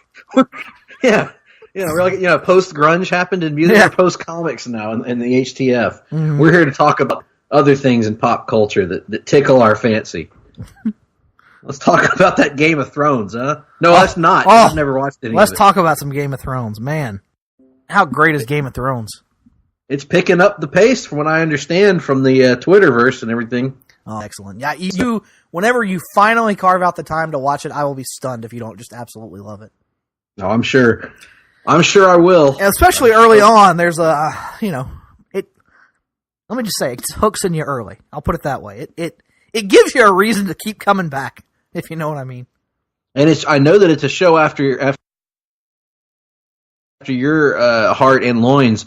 In that, from what I understand, no character is safe from being brutally murdered. No one is ever happy, and it's wonderful. It is the best thing. Like, pretty much the first episode, something terrible happens, and then it's nothing but a series of terrible things happening to people for 8 years. It's great. And there are tits and dragons along the way. I mean, what more can you ask for? Misery, tits, dragons. Those are like the three food groups. My favorite childhood board game was actually Tits and Dragons. Tits and Dragons? It was a good one. Mine was Misery and Tits, so it's interesting that we have that crossover. Well, let's end this frivolous session and move on to our weekly look at the news and notes in the world of comic books, Nick. Mm-hmm. It's a segment known the country over. And by the country, I mean Canada, particularly Western Canada, over as the Rundown. Welcome to the Rundown. Yes. Oh, my God. Mm-hmm. It's the Rundown. Yep. And how else to start the Rundown? How else, indeed? But with a little look in the DC Universe. Particularly the DC Universe app. Yes. Like how I stretched that out there? Not really. Well, you better learn to love it, pal, because it's the best thing today. Best thing going today. There it is. Now, production on DC Universe's Swamp Thing unexpectedly shut down this past week. As the show will be shortened from a planned 13 episodes down to 10 episodes. Mm-hmm. Now, this initially sparked a lot of concern about the future of the DC Universe app due to websites speculating. However, a report came out just a few days ago saying that DC Universe's app is safe, that it is performing above expectations, and that this was a, quote, creative decision, whatever that means. So, well, here's the thing that happened. They cut it down to 10 episodes instead of 13. That's a short season, in my opinion. And I would think that from a creative standpoint, well, there better have a very compelling reason to do it because especially because you're telling presumably you're telling rather than an episodic story, you're telling a serial story, like an ongoing story, right. Presumably. Yeah, and it's especially concerning because the follow-up reports that came out were that they were still in production on the final episode, and they had to heavily rewrite the final episode while they were making it to make the season come to a close in a satisfactory fashion. So that instantly has me concerned that Swamp Thing will suffer from the same thing that I thought Titan suffered from at times, which was pacing issues, like where condensation at times strong stretches of nothing happening and too many stretches of too many things happening at one time. Like, just a poorly paced show, in my opinion, is what Titans was. Titans had a lot of great things in the first season, but I think pacing was not one of them. And this instantly has me worried it's going to be more of the same. Yeah, I had the same thought. Even though I liked Titans more than you did, I had the same issues with some of the pacing, and that was my initial thought on this. I mean, it does create some level of concern that Swamp Thing could turn into Swamp Ass. What about strutting that ass? Oh, if only we had a movie about strutting that ass. Now, see, I don't have such an attachment to a character, Nick, that I'm willing to have that character put in a situation where it reenacts strutting that ass. Okay, strutting that then ass. Let me propose then that for the strutting that ass. For the new Green Lantern movie that apparently is never going to come out, that Lantern Oath be replaced with strutting that ass, strutting that ass, strutting that ass, strutting that ass. Strutting that ass. I'm good with it. Just imagine it. You say that. He takes it out. You say that. He sticks the ring into the lantern. into the lantern, and he says to himself, Now, if it's Doiby Dickles saying strutting that ass, "You strutting that ass." that turns it around. Green Lantern, I seen you strutting that ass. Oh, perfect. Lord. Anyway, let's stick with DC Comics, shall we? Sure. Let's move over to The Suicide Squad, which is being written and shall be directed by none other than It'll be directed by James Gunn and one other person yet to be named.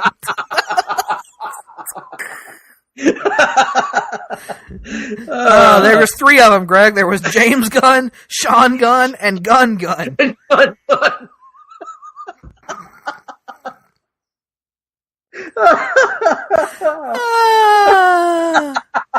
Oh my God. Whew. We were talking about on Marvel Age the other night. We were talking about Avengers 83, which takes place at the Rutland Halloween Parade. And I could go into a long discussion of what the Rutland Halloween Parade, what the significance related of it. to Patty Rutland Jazz? No. But the point is, Tim said something like, this is one of the most up-its-own-ass comics I think I've ever read. And I was like, oh, so it's like the comic book version of the HTF podcast. And he was like, well, yeah, kind of. It definitely has an audience that it's made for that isn't necessarily the broadest thing in the world. And I was like, yeah, because our podcast is really made for an audience of two. So let me tell you the sad thing, Nick. I tweeted out our podcast last week where we were talking about reviewing The Power of Shazam by the legendary writer-artist Jerry Ordway. Oh, God. And imagine my surprise when I logged onto Twitter the next day and saw a like from one Jerry Ordway. Oh, no. Jerry, we know you're not listening anymore, but we're going to retroactively apologize for anything we may have said or done or not said or not done.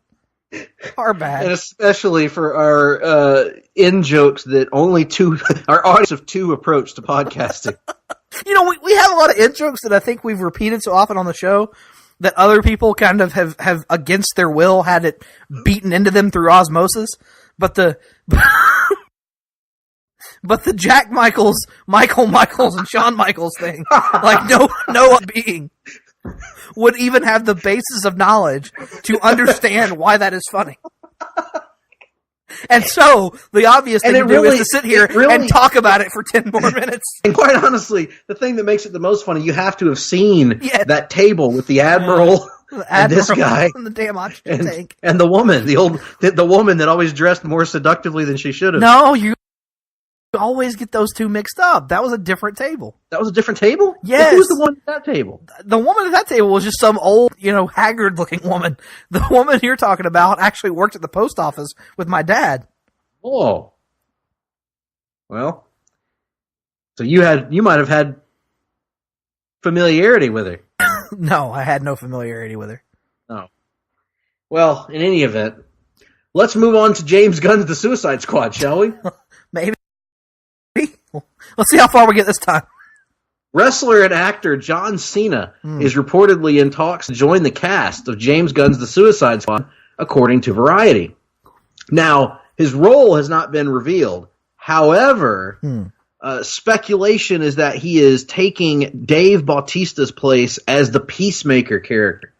Now, I don't know much about Peacemaker, and I don't know much about history. I don't know much trigonometry either. But I do know that I love Dave, and I was hoping for him in this movie. However, John Cena has been nothing short very good in every movie role that I've seen him in to this point. So, especially comedies. So, I'm actually good with this, Nick. I'd like to have Dave in there, but if Dave can't do it for some reason and they need to get another guy, I'm fine with John Cena getting this shot.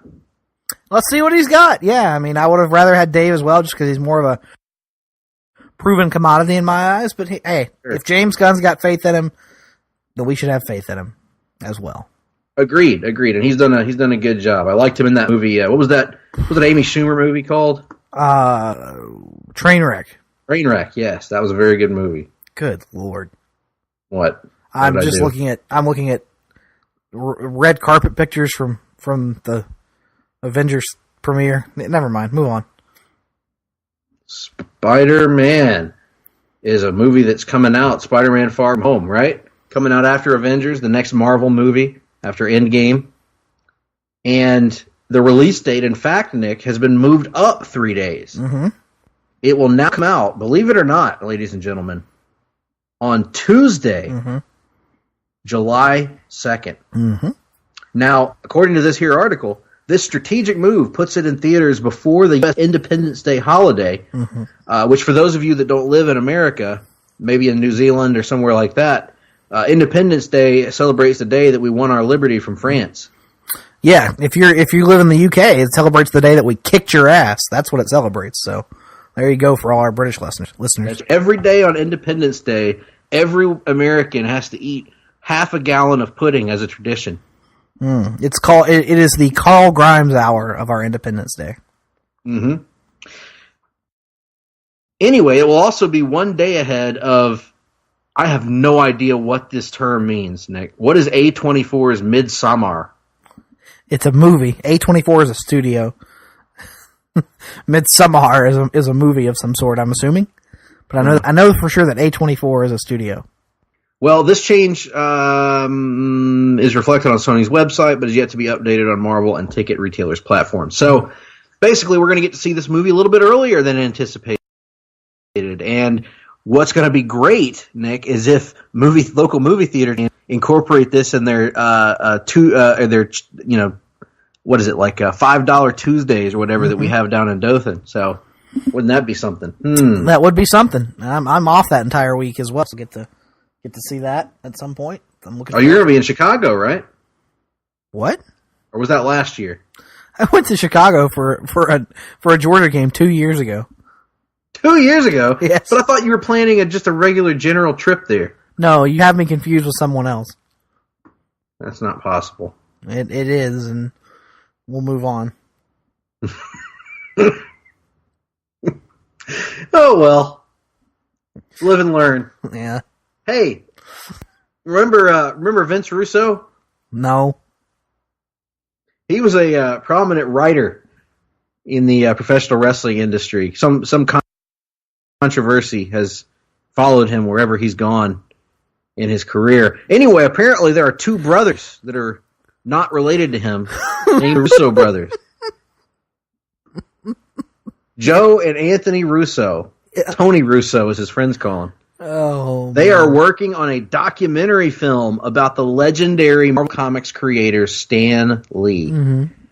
Now, of course, Stan Lee passed away tragically. Well, not tragically. He just passed away last year. He was just old.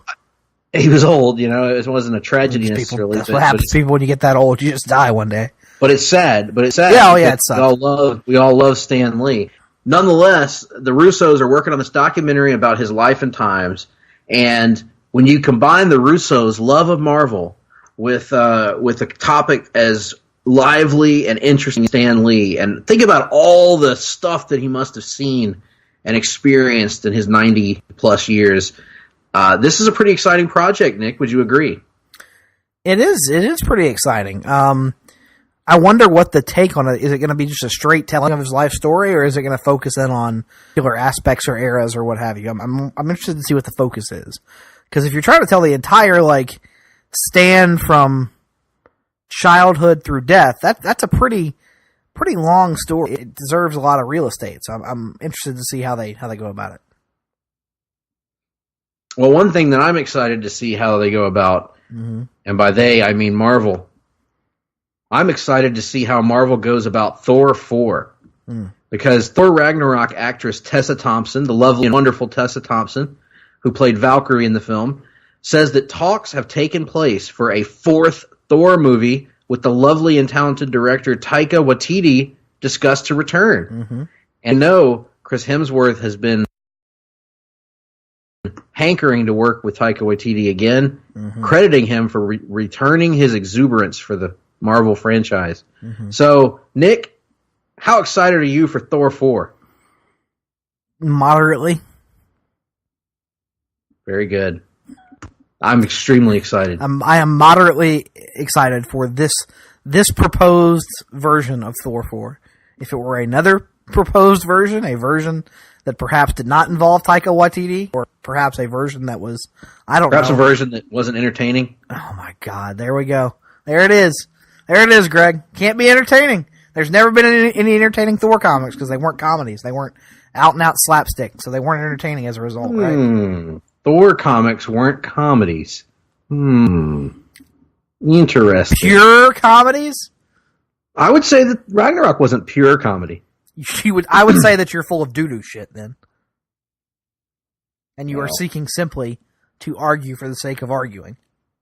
It leaned heavily on the comedy. It was very effective. If you had to pick one genre, what genre would you put it in? It would be action comedy. Oh my God, you're so full of shit. It's an action comedy. What? The action in that movie is better than the action in most other Marvel movies. Would you argue with that? I would have to think about the other Marvel movies. My point is, it's primarily a comedy. Can we agree on that point? Yes, it leans heavily into it is primarily a comedy. Can we agree on that point? It's a yes or no question, for God's sake. I guess we can agree with that, yes. Can you just say yes or no? Not for me to say. It's not for you to say. My point is, you could make an entertaining Thor movie that isn't primarily a comedy. And you can make one that isn't primarily up its own ass and depressing. Oh, God. What was up its own ass? What's ever been up its own ass in the Marvel Universe? Nothing. It just forces our constant comparisons of things force you to dig in. But I will tell you this, I would rather watch Ragnarok 5 more times than watch The Dark World once again. Okay. That is what you were doing is taking a Warner Brothers-like approach. This one didn't work, so let's do the far opposite thing instead of learning lessons from this one thing. No, but the difference in Warner Brothers and this is that this far out approach worked. It worked. It injected life. It worked for you. It did. That's exactly right. That's all I can speak for is me. That's right. And all I can speak for is me, and I would like to see something, a Thor movie that realizes the potential of the printed page. Well, one thing's for certain. Jane Foster has not yet realized the potential character on the printed page. I think. How would you know? You don't read it. That's a great point. I'm taking your word for it, Nick. I'm trusting your impeccable judgment on things. You're a tastemaker in the comic book world, Nick. No, don't make me go searching for tastemakers. I should bitch at Brian Cronin on Twitter. Jane Foster. Oh, what are the odds of us catching shit for this podcast, by the way? Oh, pretty high. Yeah. Jane Foster has changed from Thor to Valkyrie. This is not the story I thought it was going to be. I see. All right. Well, I was thinking we were going to do a story about the old what's her name being on Natalie Portman being on the Avengers red carpet, but no, it's appropriate that we're not touching story that. About a comic. So, new details of Marvel Comics' upcoming Valkyrie ongoing series have been revealed on Marvel.com, including. Are you ready for this, Nick? Yeah, I'm ready. The identity of the hero taking on the mantle of the fabled guide to departed heroes. I didn't even know that was her deal. And that hero is you wouldn't know that, Greg, because you only watched Ragnarok. Foster. Well. Oh well. I'm I bet you don't know the history of Talkie Tawny, do you? No, I don't. Neither do I. No, I don't. I don't either. Now. What's that have to do with anything? Because you've only seen the movie. And a few other things.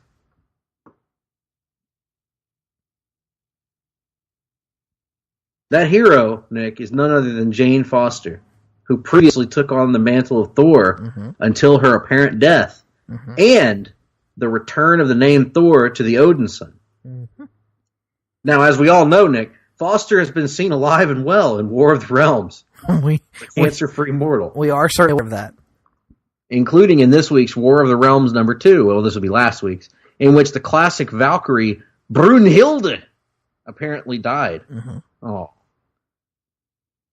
Anyway, Al Ewing and Jason Aaron are co-writing this, and what are your thoughts on this way of kind of keeping Jane Foster in the forefront of Marvel while not having her be Thor? Excellent idea. The character of Valkyrie is one that I would say is decidedly like C-list in the Marvel pantheon. This is a way to raise the character's profile by attaching the momentum of the Jane Foster push of the last few years to it. Keeps Jane in the role, like you said, without having her be Thor. And hell of a creative team. Jason Aaron is, he has said that Al Ewing will be the primary writer, but Al Ewing did an outstanding Loki solo series a few years back. So he knows this mythology very well. He's a very good writer. He's kind of my preferred choice to take over whenever the day does come that Jason Aaron steps away. But all these things sound good to me. I'm for this. And by for this, I mean I may or may not at some point in the future read it on Marvel Unlimited. Let's be honest, probably not. And what better way to end the rundown than on that note? Well, you know what that means, Nick. What does it mean, Greg? It means that this is time, and this is time for our weekly segment where we talk about the things that we've been reading and watching. It is a segment known the world over as Reading and Watching.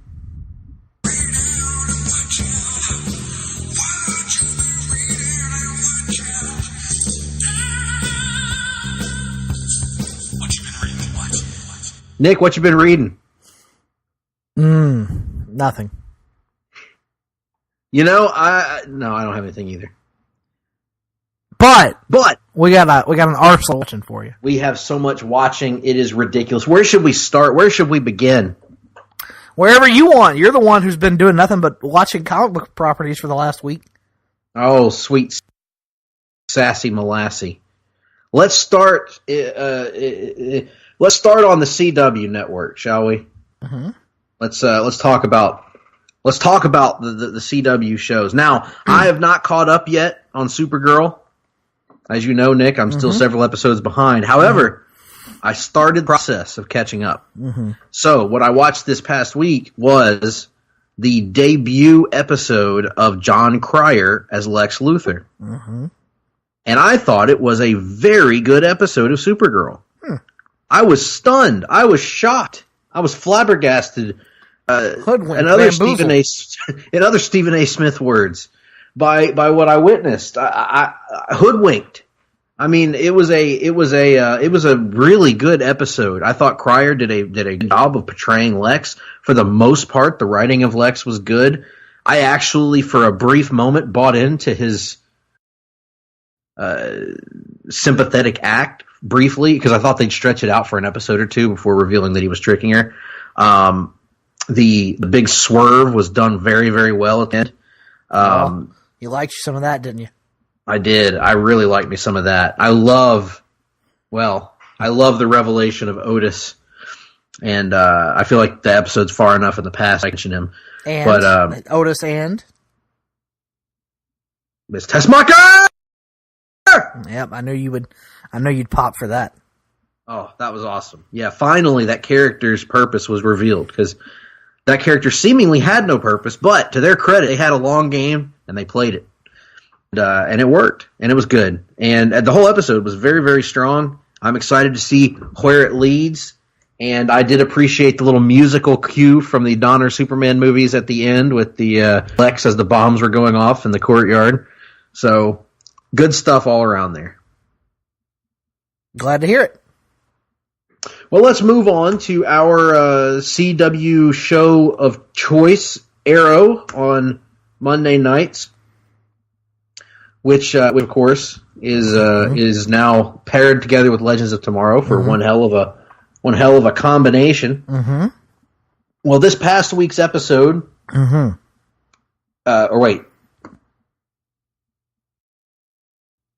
this past week's episode, not last night's episode, but nonetheless, was an episode. We've only been doing it this way for, God, Greg, I don't know, 6 months now. This was an episode all really about Black Sun, Laurel Lance from Earth 2. Yep. And in particular, her regressing back to a life of crime as she teams back up with the Arrowverse version of the Shadow Thief, a character that I believe was featured on Batman the Animated Series in a pretty good episode back in our Ute.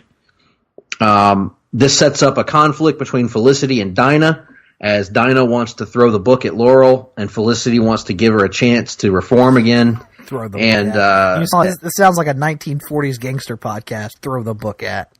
She wants to throw the book at her, see? But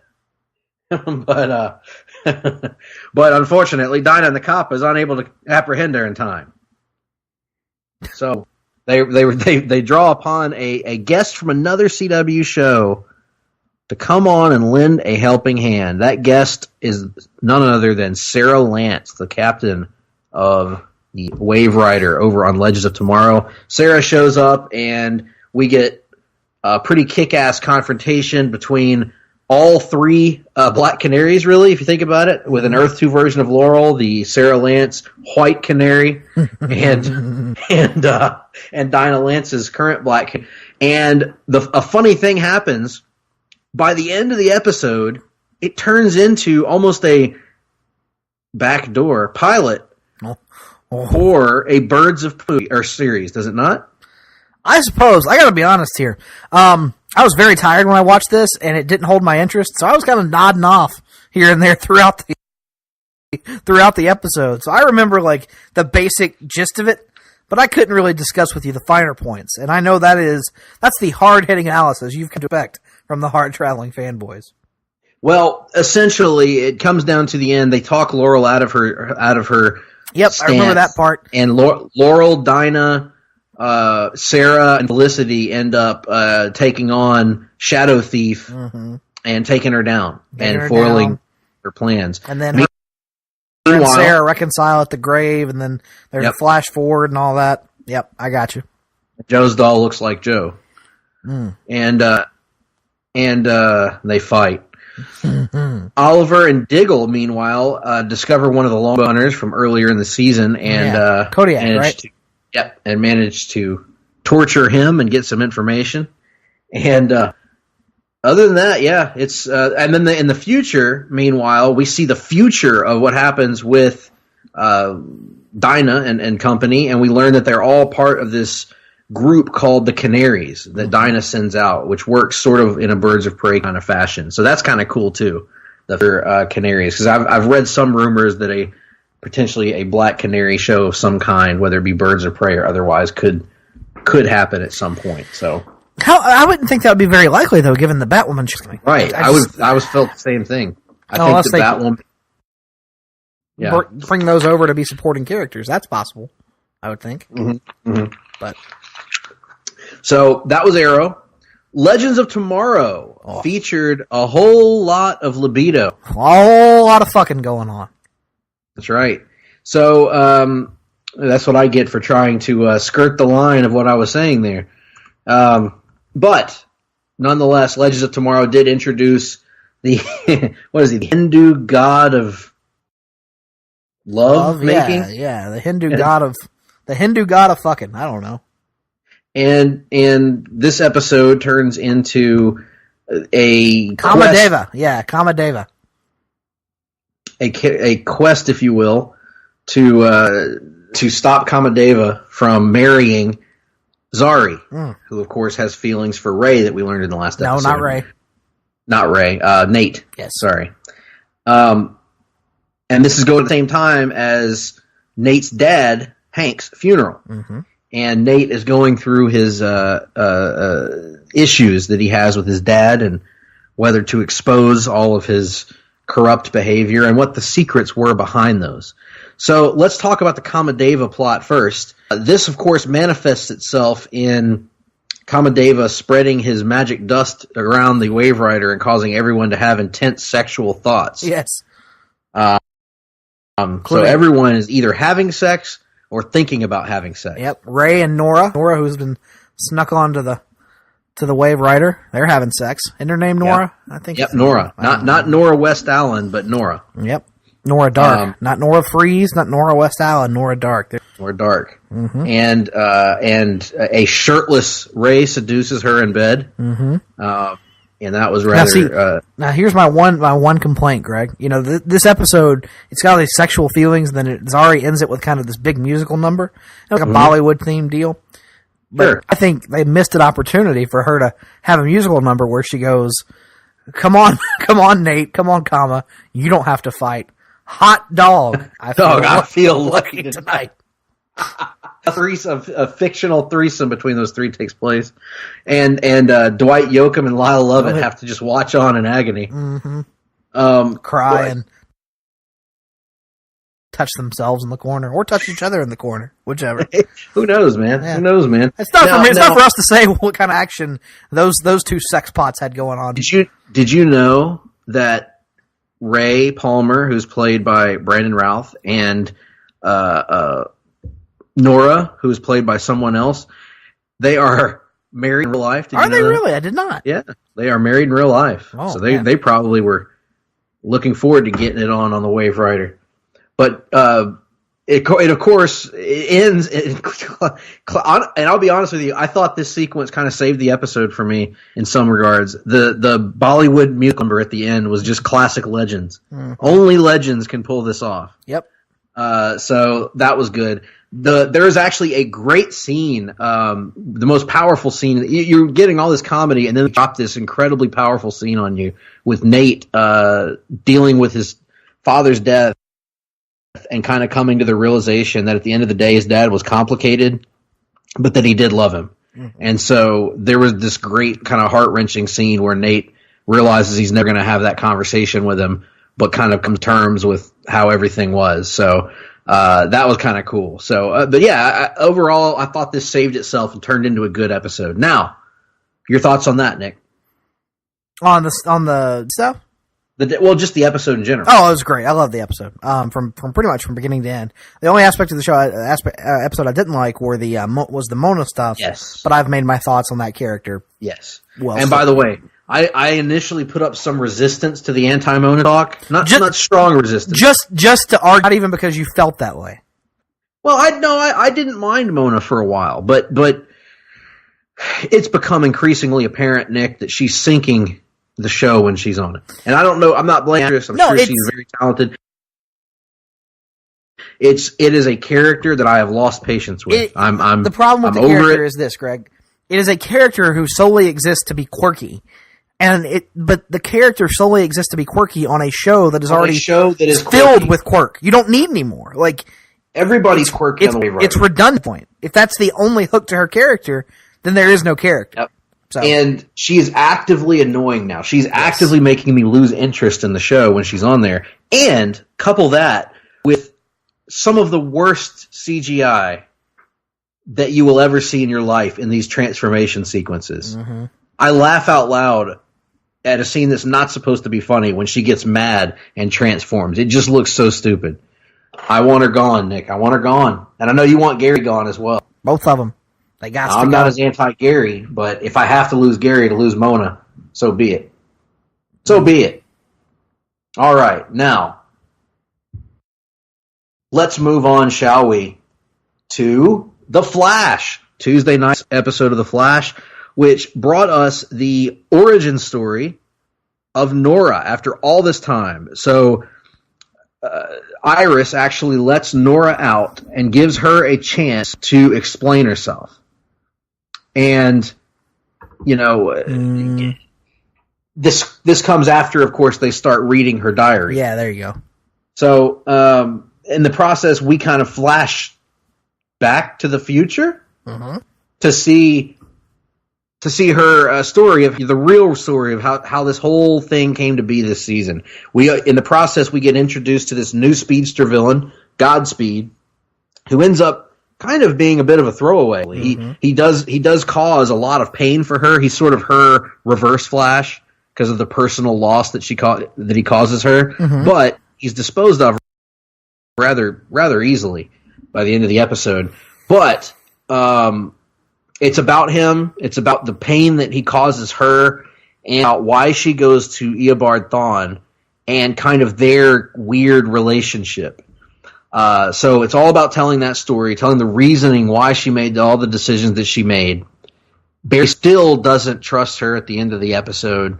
However, the rest of the team seems more sympathetic to her situation. So at the end of this episode, we get a great scene, which just reinforces my opinion, which has been less Chris Klein, more Eobard Thawne, please. Yes. Sadly, I worry that with the return to that Cicada's back front and Cicada's center. going to come back front and center. Yeah, And they're running out of real estate, so I'm worried that ultimately it is going to be a big Cicada thing near the end.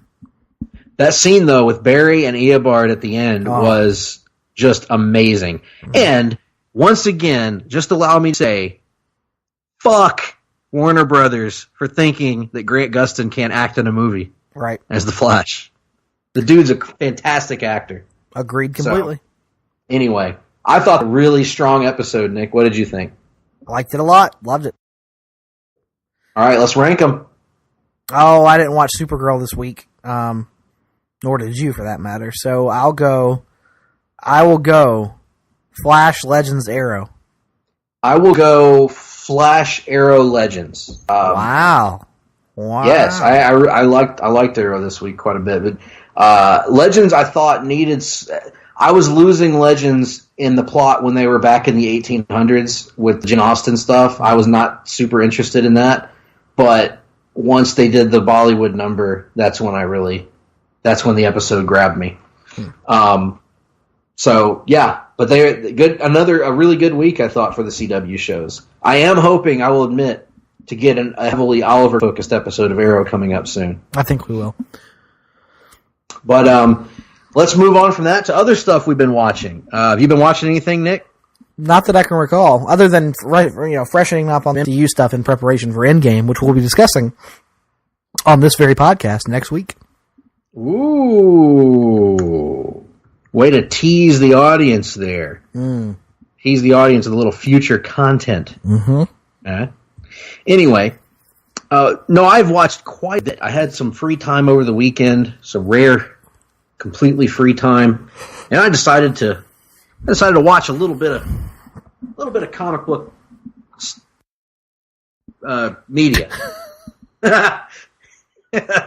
Anyway, so one of the things that I watched, Nick, is the brand new DC animated movie. If you've heard of it, it is called Justice League versus the Fatal Five, and this is a movie that tells the origin story of Green Lantern Jessica Cruz, and also ties into the Legion of Superheroes. So it's really introducing audiences in many ways to two different DC concepts that they may not be familiar with. That of Jessica Cruz, that of the Legion, which we've talked about before, can be extremely intimidating to those who don't have an existing knowledge of them. So I will be the first to admit that despite the title, you may think going in this is a Legion movie. It's really not. There's only one Legion character who factors prominently into this movie, and it's the character Starboy. The Fatal Five, of course, factor heavily into it, and they are Legion villains. But it's really a Jessica Cruz movie, first and foremost. And I ended up loving this because this is from the same creative team and involves many of the same voice actors from the classic Justice League and Justice League Unlimited. And indeed, this actually feels like a true successor to Justice League Unlimited. The animation style is the same. The voices are Kevin Conroy as Batman, Susan Eisenberg as Wonder Woman, and George Newbern as Superman. And it kind of goes with that Justice League Unlimited approach, Nick, where you would get teams of the core 7 heroes who paired with new heroes. So in this case, you get the Trinity, and they're paired off with Mr. Terrific and Miss Martian, who is a new they introduced in this movie as well, and Jessica Cruz, Green Lantern. So it's kind of that same Justice League Unlimited approach to the team, and it ends up going all over the DC universe to various places, the future, the present, We even end up going to a Green Lantern movie, breaks out briefly, or maybe not so briefly. I don't want to spoil it for those who haven't seen it, but it's got a little bit of everything in it. Green Lantern combat, a great hook on Jessica Cruz. They don't do what I thought they would do with Jessica's origin, in that they don't tell it from exactly the beginning, but they kind of fill you in on the details, and you skip the process of her learning what the Green Lantern Corps is and all that stuff. She already knows. And most excitingly for me is that it sets the stage potentially for a Green Lantern sequel if they wanted to do that, which they probably won't. But overall, very, very good. Awesome to hear Kevin Conroy as Batman, as always. George Newbern as Superman. Eisenberg as Wonder Woman. They were all wonderful. And the only issues that I really had with this movie is the fate of one character bothered me because they kind of left it up in the air. And there are a couple of dialogue moments that don't work for me. One of them is Batman referring to one of the villains as he says, "Bring it, Skeletor," which is a weird line coming from Batman to me. Just because I'm not sure how Batman would have ever encountered the character of Skeletor on, I don't know if He-Man is a thing in the DC universe. I guess maybe it is, but as a TV show or something. But the other line that really bothered me was the Green Lantern Salak, who is very businesslike, dropping the term "fart nuggets" when he's put in a dangerous situation. So, but other than that, great, man. Most of the dialogue's outstanding. Jessica Cruz is a great, great character, and I'm glad that this movie will expose a new audience to her. So that was awesome. Hopefully you can watch it soon, Nick. I will. I'll hope to do that at some point. And in addition to that, I caught another episode of Young Justice Outsiders on the DC Universe platform. And this was an episode titled Home Fires. Actually, no, I take that back. I actually watched 2 episodes of Young Justice Outsiders. The first was called Triptych. I think I'm pronouncing that right. Maybe not. Nonetheless, we get another...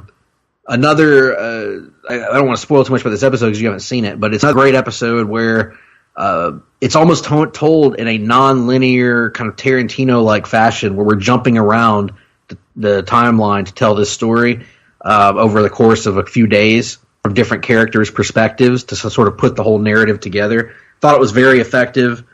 I did come across one character redesign that I'm not super pumped about, which is the Shade, just because I think his comic book character is one of the best designs in DC. But nonetheless, even despite that, his powers are awesome, as they always are, and we get some really cool building for future stuff here. It reminded me in some ways, Nick, of that Cadmus season of Justice League Unlimited, but before it really kicks into gear, like when you're building towards it, and there are decisions being made by certain characters that you know are going to backfire. Mm-hmm. It kind of feels that way. So, and then the other episode was called Home Fires, and it is the Young Justice debut of Lobo as he comes to Earth to go after the character of Forager. And it's just, I don't want to spoil anything about this. It's just terrific. It's outstanding. They do not depower Lobo. I'll put it that way. And we also get a plot where Ocean Master is seeking revenge on those who have wronged him by hunting down the wives and children of superheroes. So that's another one to keep in mind. Which, yes, Young Justice is a show, Nick, where superheroes are allowed to have wives and children. And bad things are allowed to happen, and people are allowed to be upset about it, which I know that you hate when that happens. No, I mean, I was personally waiting for a Bollywood dance routine to break out in this episode, but it didn't happen. Maybe the next episode. So, in addition to that, I also went and rewatched a movie which I've seen before. It is on the DC Universe platform, and it is Superman SHAZAM: The Curse of Black Adam. This is an animated DVD that was released by DC, probably about a decade ago, maybe a little bit more recently than that, maybe 2010 or so, and it features a 20-minute, roughly, original story called The Return of Black Adam that introduces Captain Marvel. It is, stop me if you've heard this, Nick. It's an origin story of Captain Marvel / SHAZAM. No, I wouldn't know anything about those. And involves him interacting with Black Adam and Superman interacting with the both of them. Great story. Really good stuff across the board here. Jerry O'Connell as Captain Marvel, to me, works a lot better than Jerry O'Connell as Superman, even though he was great in Death of Superman and Return of Superman. But yeah, he's just a perfect Captain Marvel, and the pacing is awesome. The animation is fantastic, and it's just a great story that they tell here. But then that ends, and on the back end of this are attached 3 shorts called DC Showcase Presents. And to me, these are real gems in this, because that was a very good story. That was a good Captain Marvel story. But these are like spectacular. The first of them is the Spectre, and it is done in a style that you would not have expected before you see the movie. But once you see it, I can't unsee the Spectre like this now, because it's done in like a 1970s grindhouse style with like crackly film and everything. And it has like a 70s funk soundtrack in the background. It is so cool. You have to see this short. It is unlike anything DC Animation has made before or since.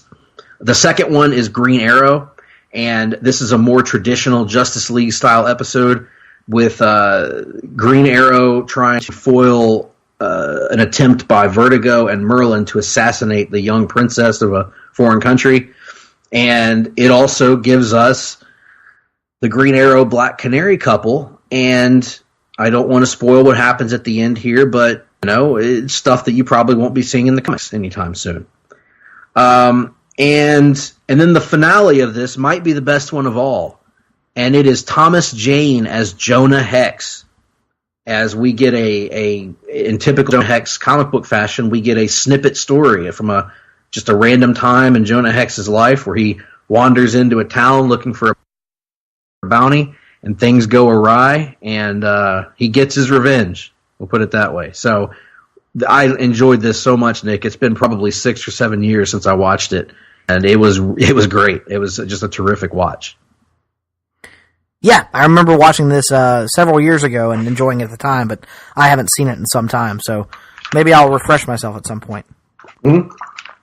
And other than that, I think that's it. I don't think I've watched anything else. If I have, it good Lord, not occurring. I don't know how you had time with all that. Yeah, it's been a lot. It's been a lot, and wrestling too. Mm-hmm. But it's nice, Nick. It's nice to have some time to do stuff. I wouldn't know what that feels like. In any event. Well, that's the end of reading and watching. And with that being said, I guess that brings us to the Wrestling Minute. Well, the Superstar Shakeup, which we were so excited about last week, came and went, and then came and went again. Yeah, what a weird set of circumstances that was.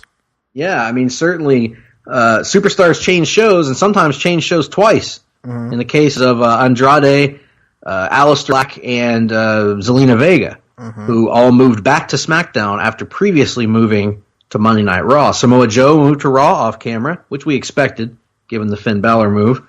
And overall, I think both shows had good talent acquisitions. I would say that if one show won over the other, I think Raw probably had the better haul in the talent acquisitions, getting the Usos, AJ Styles, and Ricochet. Mm-hmm. I think SmackDown, and Joe. SmackDown, it's probably its best tag team in the Usos, and also lost the Bar due to Sheamus's injury. Cesaro was shipped off to Monday Night Raw off camera. So,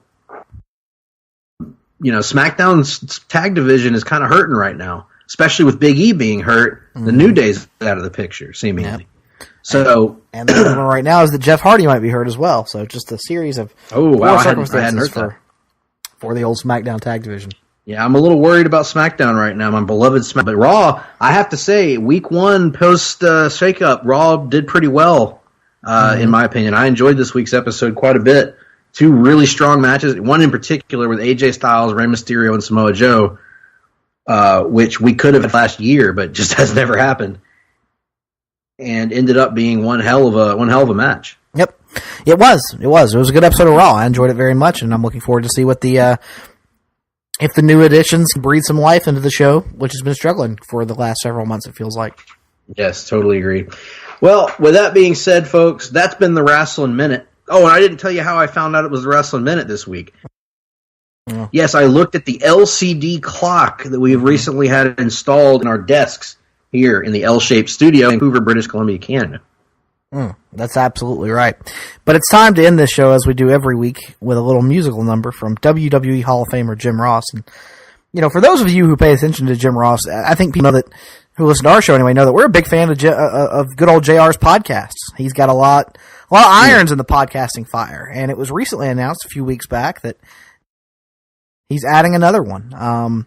He's going to be teaming up with noted Southern product Conrad Thompson to do a retrospective podcast tentatively titled Grillin' JR. So, Mr. Ross, I know you're excited about this upcoming venture for you, and I thought, what better way to welcome you to the Conrad Thompson family than to do a little number that the flagship program in that network has kind of become known for. Well, thank you once again, Nick, for having me on here. A lot of rumors out there on the internet about my relationship with Conrad Thompson. You know, nothing's official, nothing's been signed. I have spent a few days at the Conradison, having a few adult beverages, as you do. I think that's fine. Two friends can get together and have some adult beverages and not talk business, not talk shop. That being said, the show starts here in the next couple of weeks, Nick. So, with all that being said, I felt like to get things off on the right foot, I need to listen to Bruce's show a little bit. Old Brucey. He's got some good stories to tell. Some of them true, some of them false. But he's got some good stories to tell. And one of the stories he likes to tell is how he likes to go out and sing karaoke with a man that I signed, a man that I hired, a man that I fired multiple times, Double J, Jeff Jarrett. Talented man in this business. Talented wife. I like the wife of his, Nick. Now, Karen Jarrett and Jeff Jarrett were at my live show, Nick, in Orlando. Were you there? I was there, actually, yes. And what did you make of Miss Jarrett's comments on that show?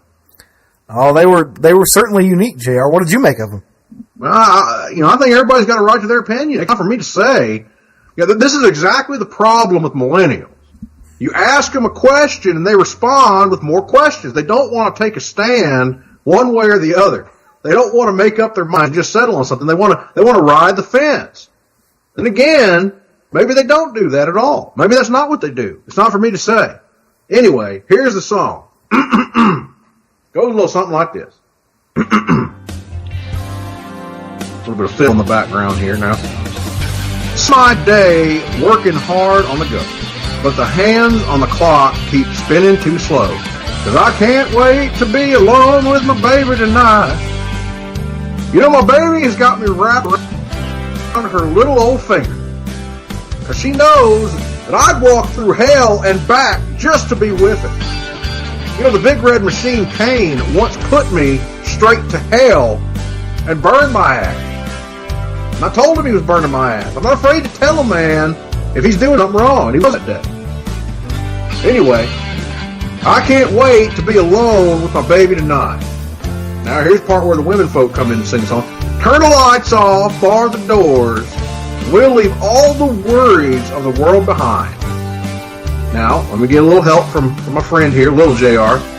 Hold me in your arms, never let me go.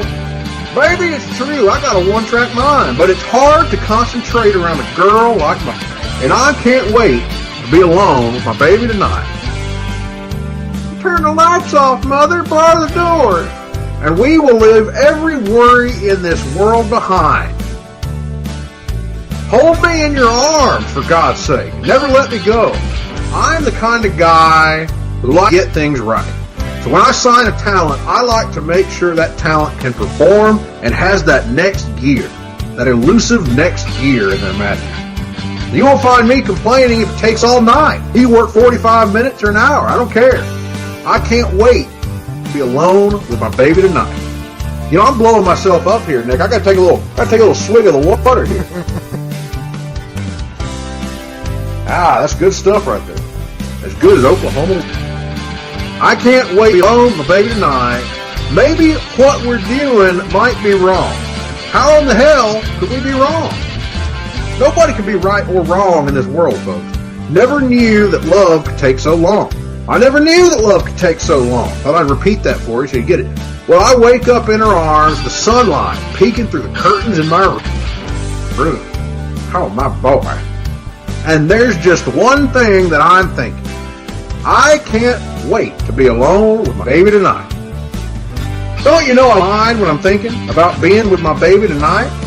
Turn the lights off, bar the doors, and we will leave every single worry in this world behind. Hold me in your arms and never let me go. I wake up in her arms with the sunlight peeking right through the curtains in my room. And I swear that all I am thinking is that I can't wait to be alone with my baby tonight. You know, I lose my mind, folks, when I'm thinking about being on a Casper mattress with my baby tonight. I can't wait to be alone with Conrad Thompson. I can't wait to be alone with the beautiful 1-800-FLOWER service. I can't wait to be alone with 1-800-COLLECT. Can't wait to be alone. My God. I cannot wait to be alone with my baby tonight, baby tonight, baby tonight, baby tonight.